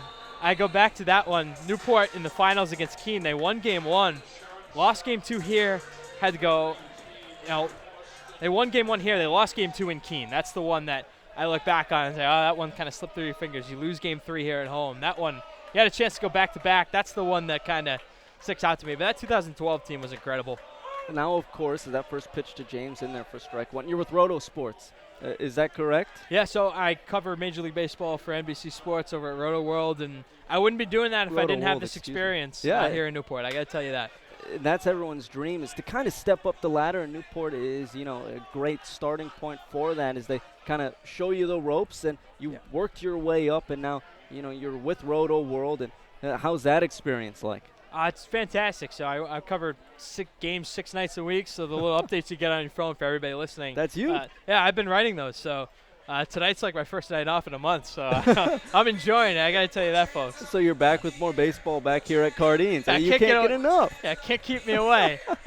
So my girlfriend's probably not happy about that, but it's good to be back here. Baseball's in his blood. You can't fault him for that. No, it's my calling. It's my passion, and it's something that I'm never going to be away from. And it started here with the Gulls, if I'm being honest with you. Just experiencing it up close and the grind of the season, getting on the bus. You joke about the bus rides, but you end up missing it someday. I know. I really think when you look back years from now, you're going to say, man, I missed that when I was tired and I didn't feel like going. I got on the bus anyway, and I called that extra inning game, and it changes you. It really does. It's something special. It's always the tough times that stick through with you the most. Absolutely. You missed that trip to Danbury. You missed that ferry ride to Martha's Vineyard. I heard we had to take charter boats back because the ferry closes. So. Oh, yeah. You're on a fishing boat. Half of the seats are underneath the water. Half of the seats are right on the water. So if you're not careful, you're going to get splashed. It's 4th of July. I'm thinking about Jaws. You know, it's just like, it's quite a trip there. You had to tell me that before our trip. What are you doing? That 2-2 pitch going to be spiked into the dirt, throw down to third. I didn't see the call. Great base running. I think they called him safe, especially for the trail runner to see the advance to get up into scoring position. Great base running there. See the ball in the dirt, identify it, get to third. It gives the Gulls a chance here to really add some key insurance runs here, I think. How about that play from Robbie Armitage at third? If he doesn't knock that ball down, Newport has an insurance run and perhaps another one at third base waiting for Austin James. No, absolutely. Gulls lead 5-4, 2 runners in scoring position with 2 away. The pitch to Austin James, he thought about, didn't go around, but it's going to catch him looking for strike 3, and that will end things here in the 7th as the Gulls do take a 5-4 lead here on the NECBL Broadcast Network. George, I'm going to let you go, though. Thank you for sticking around for a half an inning. George Bissell, everybody. Thank you, guys. You're doing a great job. Keep it up. And, hey, we'll send it to break 5-4. You want to send it one more time? You're listening to the NECBL Broadcast Network. And as also, 104.3 FM, 1220 AM, The Legends. George Bissell, everybody. Back here in Cardines. 5-4 your score.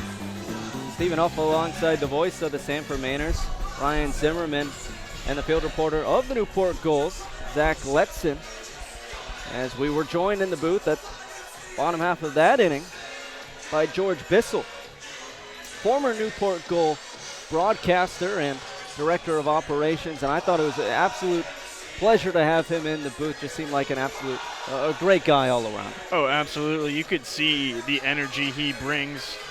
If you can be enthusiastic about your job, even though covering baseball is such a fun job and one that a lot of people would do so much to do, you know, it's so good to see that he hasn't lost his passion for the game and he still brings it every single night. Yeah, his energy certainly was contagious as Garrett Schmeltz will face off against Elliot Curtis here in the top of the 8th. Tonight's attendance here at Cardines for Irish Heritage Night was 3,003. So this first pitch to Curtis cuts into the zone for strike 1. That attendance of 3,000 is the highest so far on the season. Great turnout here at Cardines for tonight's action. And they're being treated to quite a good game as well. Now this 0-1 from Schmeltz. Big swing and a miss. A breaking ball cutting out of the zone. 0-2. Of all the innings Newport's played today, this might be the most important one. They've taken a late inning lead after Sanford tied the game a half inning prior. Now you got to shut the door. Now the 0-2 pitch just missing. Blowing away. Wanting to hear the crowd getting into it right now. Oh, you got to love the enthusiasm. It's just great to see these guys getting so excited about baseball, and it's just a great day. This 1-2 missing low. 2-2 now the count. You picked a good day to come here, I won't lie. I mean, it's a fun atmosphere. It's always a fun atmosphere here at Newport, but with this turnout just makes it all the more special, and George Bissell joining us here in the booth. We've had a couple special guests here in the booth this year. Trevor Kelly of the Paw Sox recently called up to the Red Sox as that 2-2 misses low, 3-2. We had, of course, the commissioner of the NECBL join us. We had Dave Peck, last year's broadcaster for the Gulls, join us. All have turned out to be fantastic interviews. So now this 3-2. Breaking ball catches. Curtis looking for strike 3. First strikeout of the day for Schmeltz on the mound and first out here in the 8th. That was a nasty slide piece from Schmeltz. After throwing 3 consecutive balls, you need a pitch like that. Keep the tying run off base and quash the Sanford momentum before it even begins. So with 1 away, that will bring up Eric Stock. He's 1 for 3 on the night, Singled in his first plate appearance. He's going to rip one into the right center gap. It's going to go towards the corners. He's going to think about 2, but he's going to trickle on back over to first, so gets his second single of the day. That's a big swing by Stock, but how about the heads-up defense of the outfielders Thomas and Walker? Before Stock even thought about two, he was headed right back to first. You can't test an arm like Zaid Walker, especially in a game this close. Yeah, a smart decision there from Stock and the first base coach for the Mainers, just to be a little bit more conservative, especially considering the scores. First pitch to Turin misses up, 1-0. It doesn't even take a guy like me that's seen him a bunch to know you don't run on his arm. There was one instance where my Crestwood Panthers were playing the Northwest Indiana Oilmen. Guy goes first to third on a single, but Zaid Walker throws a frozen rope, almost got him at third. The only thing the fans would talk about for the next 5 minutes was that throw. This 1-0 misses low, 2-0. Yeah, and of course that's part of just being a 5-tool player. It's his excellent defensive abilities. He can throw the ball over 90 miles per hour from the outfield. He's been clocked at before.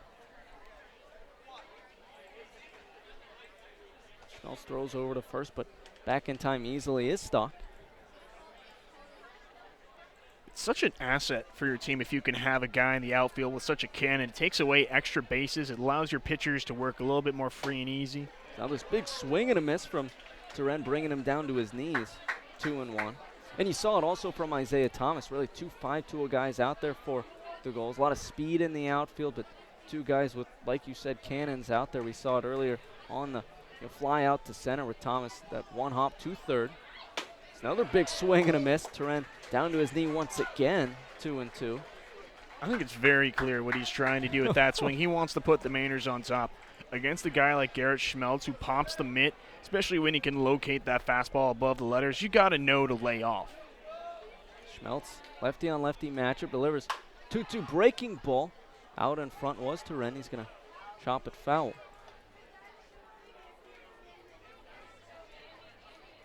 Turin on the night, 0 for 3. Did reach base on a wild pitch he struck out on. Later actually came around to score. This one's going to be broken bat up the middle. James flips over to second for one, throw to first in time for out number 3. So a 6-4-3 double play ends things here in the top of the 8th. Heading into the bottom of the 8th, the Gulls lead the Mainers 5-4 here on the NECBL Broadcast Network and 104.3 FM, 1220 AM, The Legends.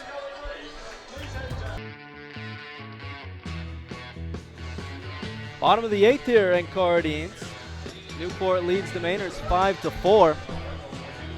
Stephen Huff joined alongside the voice of the Sanford Mainers, Ryan Zimmerman, and the field reporter of the Newport Gulls, Zach Letson. And Zach, I'm going to send it over to you. Take a look around the league and fill us in on what's happening around the league.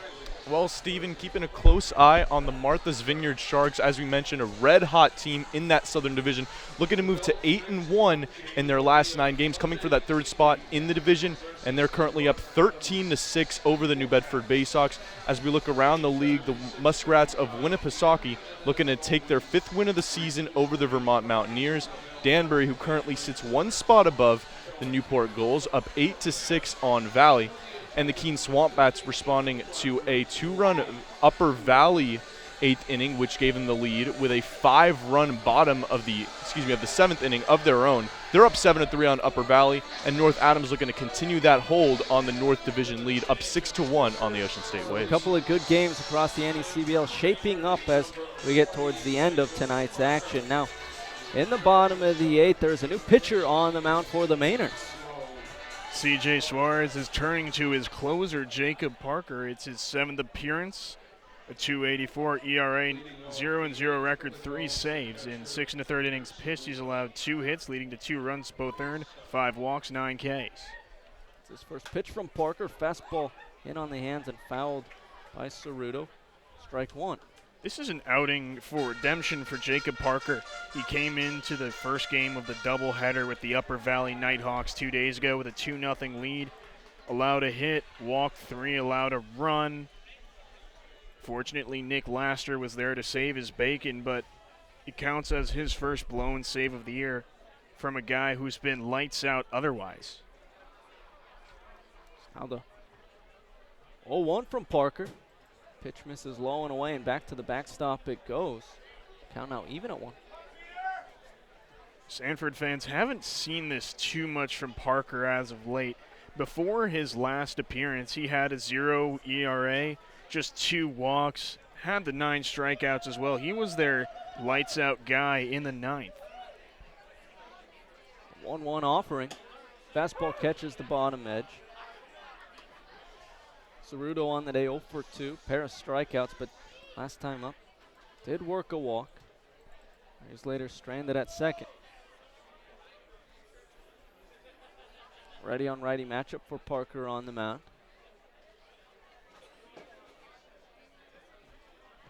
On the 1-2. Another fastball swung on and missed for strike 3. When Jacob Parker is on, he is on.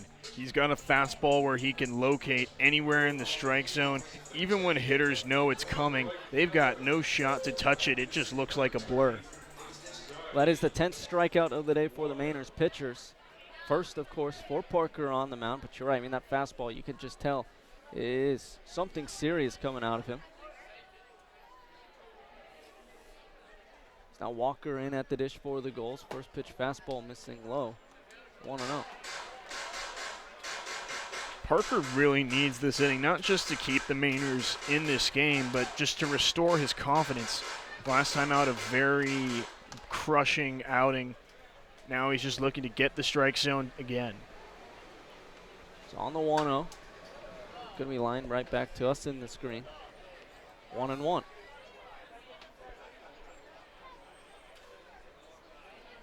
Walker on the day, 0 for 3. Pair of ground outs and fly out to center.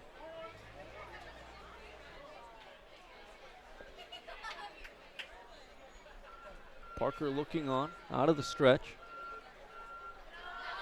Delivers the 1-1. Big swing and a miss at a breaking ball outside. 1-2. It looks like Zaid Walker is bending to the will of Parker on the mound. He is able to mix speeds and locations, and Walker just isn't able to time him out. Yeah, it looked like he was way out in front on that one, looking for a fastball possibly. Parker switched it up with something a little bit more off speed. Now the 1-2 comes back with the fastball. It's going to be fouled off. Count remains. After seeing that fastball a couple times, Walker was on it. That pitch went straight back, almost into the glove of Ryan Turen, but you can see Walker just missed that pitch. Some fog is starting to settle in over Cardines here. We're expecting some fog tonight. Luckily, it's held off towards the latter half of this game. It's now the 1-2. Up a little bit high, and Walker once again fouling it off towards the backstop. Count remains. There it is again.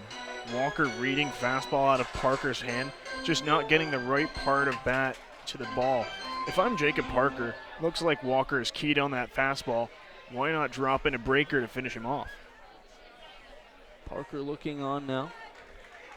Coming in with the 1-2. Fastball again, and once again Walker timing it up well, but fouling it off back into the screen. This could turn into a huge late inning at bat. If Walker can get on base, that could set up the top of the order very well. We've seen Scott Holzwasser, Isaiah Thomas, Chris Hamilton have a lot of success today. Now the 1-2 once again. There's a breaking ball, going to catch Walker swinging. Had a pitch out of the zone on the outside edge for strike 3. So 2 batters faced for Parker, 2 strikeouts. And that's the 11th strikeout of the day for the Mainers. This is the Jacob Parker Mainers fans are used to. A guy who can go out to the mound, and you know he's going to set down the side. Really good to see he's found his stuff once again, and he's getting these Newport bats flailing at the plate. Now Scott Holzwasser, leadoff man in the Newport lineup. Due up at the dish. First pitch, fastball up and in for ball 1.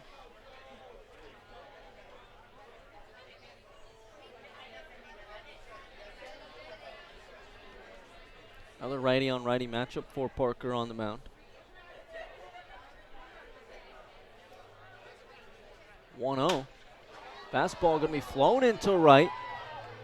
Howie coming in. He's there for out number 3. So 3 up, 3 down for the Gulls in the 8th. Heading into the 9th, Gulls lead 5-4 here on the NECBL Broadcast Network and 104.3 FM, 1220 AM, The Legends. New pitcher on the mound for Newport to close things out as the Mainers are down to their final 3 outs. And as it is, Jimmy Kingsbury.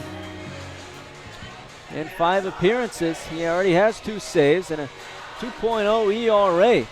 In 9 innings pitched, he's given up just 2 runs, both of them earned. Off of 7 hits and 5 walks, he struck out 12 in those 9 innings pitched. He will face off against the 8-9-1 hitters in the Sanford lineup. Robbie Armitage, Connor Tate, and Sterling Hayes, barring any pinch hitters for the Mainers. Jimmy Kingsbury is a guy that the Gulls can count on in late inning situations, just as the Mainers can on Jacob Parker. Even just looking at him throwing his warm-up pitches, you can hear the pop of the glove. That fastball is zipping across home plate. Yeah, he's been one of those guys, already 2 saves. I mean, luckily for the Gulls, they have plenty of arms that they can rely on in the bullpen. They use a plethora of them in the doubleheader, and so they need one out there tonight. Luckily enough for them, they have another excellent one that they can turn to in Jimmy Kingsbury, who they are turning to close out things against Sanford here in the 9th. Number 7, Robert Armitage. Robbie Armitage settling in for the Mainers. First pitch fouling off back into the screen, 0-1. Armitage on the night, 1 for 3. Pair of flyouts and an RBI single. Now the 0-1 fastball, missing low, 1-0. Armitage is a guy who really knows the strike zone well. Great patient batter. If you can wait out Kingsbury, he could really do some damage. Now this 1-1, big swing and a miss from Armitage, 1-2. Kingsbury, a guy, you mentioned that fastball. That's what he's going to use mostly against these hitters. So now he's going to go back to the fastball. It's going to be fouled back into the screen, 1-2. Has some off speed to complement that fastball, but especially here in the 9th. I mean, you're going to see almost exclusively that fastball against these 8-9-1 hitters for Sanford. Now the 1-2. There's the slider that he also has. It's going to be just fouled back into the screen. Nice job from Armitage to battle at the plate. He was out in front too. Kingsbury had him fooled, but Armitage extending the bat, doing just enough to see one more pitch. So Kingsbury ahead in this count. 1-2 to Robbie Armitage. Gulls lead 5-4 here in the top of the 9th. This 1-2. Fastball just missing out. 2-2. Looked like Armitage was resigned to his fate walking back to the dugout. He thought he got rung up, but a really good take. Working quickly is Kingsbury and catching. Armitage swinging for strike 3 at a slider, cutting out of the zone. First strikeout of the day for Kingsbury on the mound, and the Mainers are down to their final 2 outs. What a big first out that is, especially in a game where you're leading by 1 run in the top of the 9th. Keeping the leadoff man on base is huge. It just makes the task so much harder on the Mainers with 1 less out to play with. I know it sounds obvious, but it's just so important. Now this first pitch to Tate runs up and in, 1-0. And how about the sequencing of pitches for Kingsbury, overpowering Armitage with his fastball and then setting him up really to throw in that slider, keep him off balance as now that 1-0 fastball over the heart of the plate for strike 1. It's a really deadly 2-pitch mix. If you're a 9th inning guy, you could ramp it up. No one expects to see you snap off a nice breaking pitch. It really throws you for a loop at the plate. Now that 1-1 tipped back into Ceruto's glove, 1-2.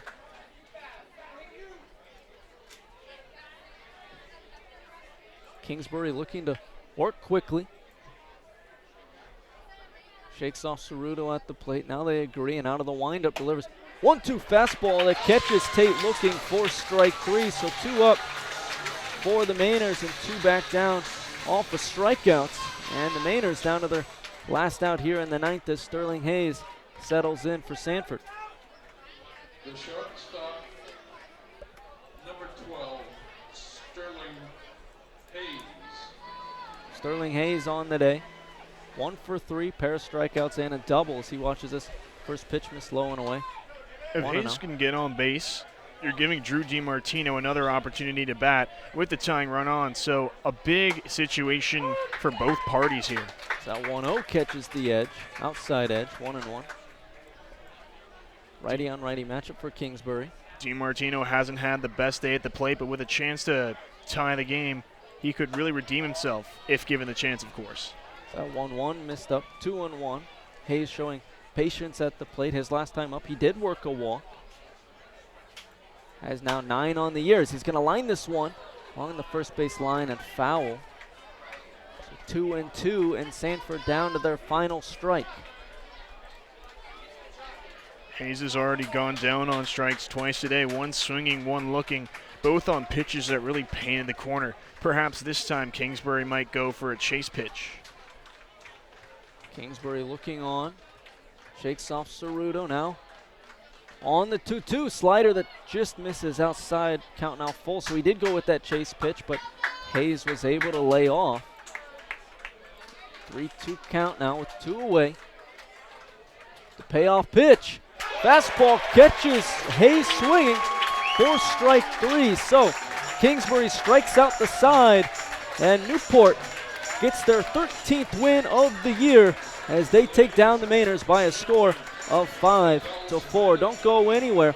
We'll be right back with the post-game show right here on the NECBL Broadcast Network and 104.3 FM, 1220 AM, The Legends.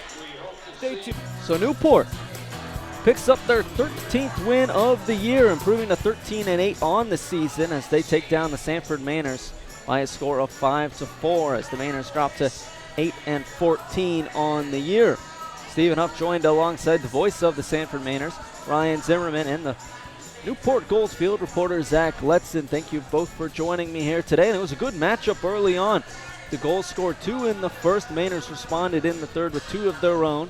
Then it was back and forth between the two sides, both of them swapping runs throughout. But you look at this matchup, 2 unearned runs for the Gulls in the first inning because of some costly errors and then some timely hitting late on from Newport's side. You look at Chris Hamilton had an RBI double in the 5th. Holzwasser had a double before him. Brett Vosick had a single. Brett Vosick also in the 7th. Back-to-back singles from Hamilton and Vosick. I mean, those two in the 3-4 hole really did it for the Gulls, it seemed. And Brian Gursky, the starter for the Gulls, kind of settled into a groove after getting dinged up into the 3rd inning. And then, the bullpen kind of settled in for the Gulls, as they have all season, to really settle into a groove and close the book and secure the win for Newport. Gursky had a really nice start. There were times where the Mainers were getting to him. They were getting runs on the board in the middle innings through that second time around the lineup. But a really nice job by a young guy of regaining his composure on the mound. Sometimes your best work has to come with your back against the wall, like Gursky had in several situations tonight. Every time the Mainers tried to throw him off, he responded and threw very well. Now, on the other side of things, Sanford, it was a close game. They almost came out with the victory, and a large part of that was because of Darren Williams and his performance on the mound. He really was lights out there for the Mainers. This is what he's done all season long. A quality start, his 2nd of the season. He goes 6 innings, allows only 2 earned runs. Of course, the 2 that occurred in the 1st inning both go unearned. But after that, he was what the Mainers needed to stay in this game. 7 strikeouts, just 2 walks, scattering 7 hits. You can't ask for much more. Yeah, it was a fantastic game, really from both sides. Obviously, only the difference was 1 run splitting the 2 teams, and that was a late run coming in the bottom of the 7th, and it was off of the bat of Brett Vosick scoring Isaiah Thomas, to propel the Gulls over the Mainers by a score of 5-4. So Newport now 13-8 on the season, while Sanford dropping to 8-14. Now I'm going to let Ryan off the hook, the voice of the Sanford Mainers. Ryan, thank you for making the trip. I know you guys have Keene tomorrow, so enjoy it. I know your family's in town as well, so that's got to be special for you, and enjoy your time. Yeah, they are. It's the first time they've ever been in attendance while I'm calling a game. A really nice night, despite the loss. Just a well-played game by both teams. A really great broadcast experience. I couldn't have asked for a better first experience here at Cardines Field. Well, it's always special, having you here, and it has to be special with your family as well. So I'll let you off the hook. Go find them and enjoy your night, man. Thank you. I couldn't have asked for a better broadcast partner tonight. It was a great call. Well, thank you, and I can't wait to get up to Maine at the end of July to be with you Nor again. can I. So for Ryan Zimmerman, I'm Stephen Huff. I'm going to send it over to Zach Letson, the field reporter for the Newport Gulls. Recap the game more if you want. Take a look around the NECBL. The show is yours, Zach. Take it away. Well, thank you, Stephen. A huge win for the Newport Gulls as they look to get back near the top of that Southern Division in chase for one of the 3 spots for the NECBL playoffs. When you look around this game tonight, Newport taking the lead 4 different times in this ball game, and it was this red-hot bat of Justin Henry Malloy leading them to victory, as I welcome in the Director of Marketing for the Newport Gulls, John Perrick. And John was just talking about some of the keys to this victory, and you got to look at the scorching hot bat of Justin Henry Malloy, hitting .440 now over his last 7 games, .391 for the season. Really an outstanding performance over these last few games for the Vanderbilt product. No, he's been absolutely red hot. And you know what? He was a big part of today's victory, but really, if I'm going to break down today's victory, I've got 2 points that I want to bring to the table. First, early and often, Newport getting out to that early 2-0 lead after the first inning. That was huge, especially coming off a doubleheader, which they lost both games to the Martha's Vineyard Sharks. So to get that early momentum was humongous. And then my second point was not blowing it. And when I say not blowing it, multiple times in the doubleheader, especially in game 1, we saw Newport look like they might come out with a victory, and then their bullpen gives up 4 runs. We saw it in game 2 as well. Scoreless game, bullpen gives up 2 more. Newport today did not let that happen. There were multiple points when it looked like Sanford might battle back and take down the Gulls, but the bullpen stood resilient and ended up taking down the Mainers. Well, we've talked about it all season long, really. Stephen and I have talked about how key this bullpen is to victory. The starters have really been consistent for the Gulls all season long, and the bullpen, really a tough pill to swallow on Wednesday, but really, between Ferrer, Garrett Schmeltz, and Jimmy Kingsbury on, how about that 9th inning? 3 striking out the side. Just really outstanding performance by that bullpen tonight. It's exactly how you draw it up, right? And again, there were a few times, runner on third, nobody out, and it looked like, all right, here we go. It's Martha's Vineyard all over again. You think you've got it in the bag, but then, bam, the bullpen kind of deplodes. And it's kind of what's happened to the Boston Red Sox this season, and it gives way to a big inning. But we did not see Sanford have those big innings tonight. Newport, they had theirs in the first. Yeah, really an outstanding performance all the way around. You can look at, so many different things, but we talk about the resiliency of the bullpen. You got to look at the resiliency of this lineup, taking the lead 4 different times in this ball game. Sanford coming back 4 different times, and the resiliency not of one specific guy, but of all guys 1 through 9. And I talked to Coach Kevin Winterode the other day, and I asked him, what do you like about this team? And he told me one word: depth. That's what you need to be successful in the NECBL. Depth. Today, it was not Justin Henry Malloy who was carrying the load. It was not one guy. It was the whole team, and Newport, right now, they're sitting in the win column because of that. I couldn't agree more. It was a huge win for the Newport Gulls. As you look ahead, tomorrow, traveling to Mystic, a huge game for the standings, and then Sunday playing in the Shark Tank for the first time in their history. How big do you think those games are as we look forward here for Newport? Every game's going to be big.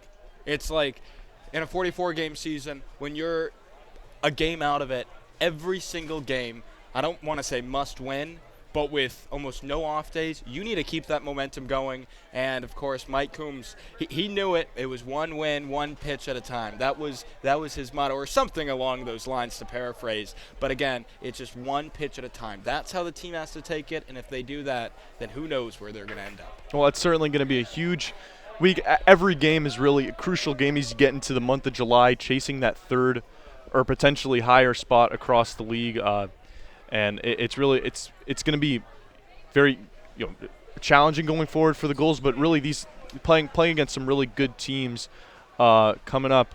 Looking at the start, Ryan Gerksky gave them he's been consistent throughout the season, and really he kind of set the tone early on for the Gulls. No, he did, and going out there, of course, really, when I look at his start, I think the most important inning he had was that top of the first inning, putting a 0 on the board. And I talked about it when I first came on air, and I'll talk about it again, early and often. That was the theme of this game. Newport won because they got those early runs and because Gerksky put up a 0 in the top of the first. I couldn't agree more, and now we're going to send it down to Stephen Huff with tonight's player of the game. Stephen Huff with tonight's player of the game, Brett Vosick, and his fan club, Brady and Ryder. So thank you both for joining us. But Brett, obviously everything was working for you here tonight. 3 hits and a walk. Just talk a little bit about how everything was clicking for you here at the plate. Well, I just tried to be aggressive early in the count.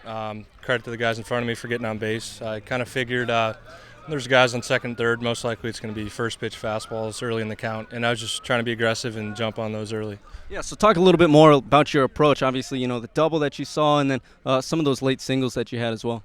Well, I mean, I was just sitting fastball early in the count, just trying to drive everything right back up the middle. And then, of course, you also had a walk in the game, and that makes it 10 on the year, towards the top of the team in walks, so more plate discipline for you as well. Yeah, I mean, just like kind of being in the middle of the order. Usually get a lot of off-speed early in the count, and I think it's really important to lay off that and get on base for the guys behind me. Brady, Ryder, did you guys like what you saw? It was great. It was great, they say. Thank you, of course, Brady and Ryder and Brett for joining me here tonight. Back up to you guys in the booth. Well, thank you, Stephen. As we look ahead for the Gulls, as we mentioned, playing Mystic tomorrow night, followed by a trip to the Shark Tank and Martha's Vineyard on Sunday. John, what do you think it's going to take for Newport?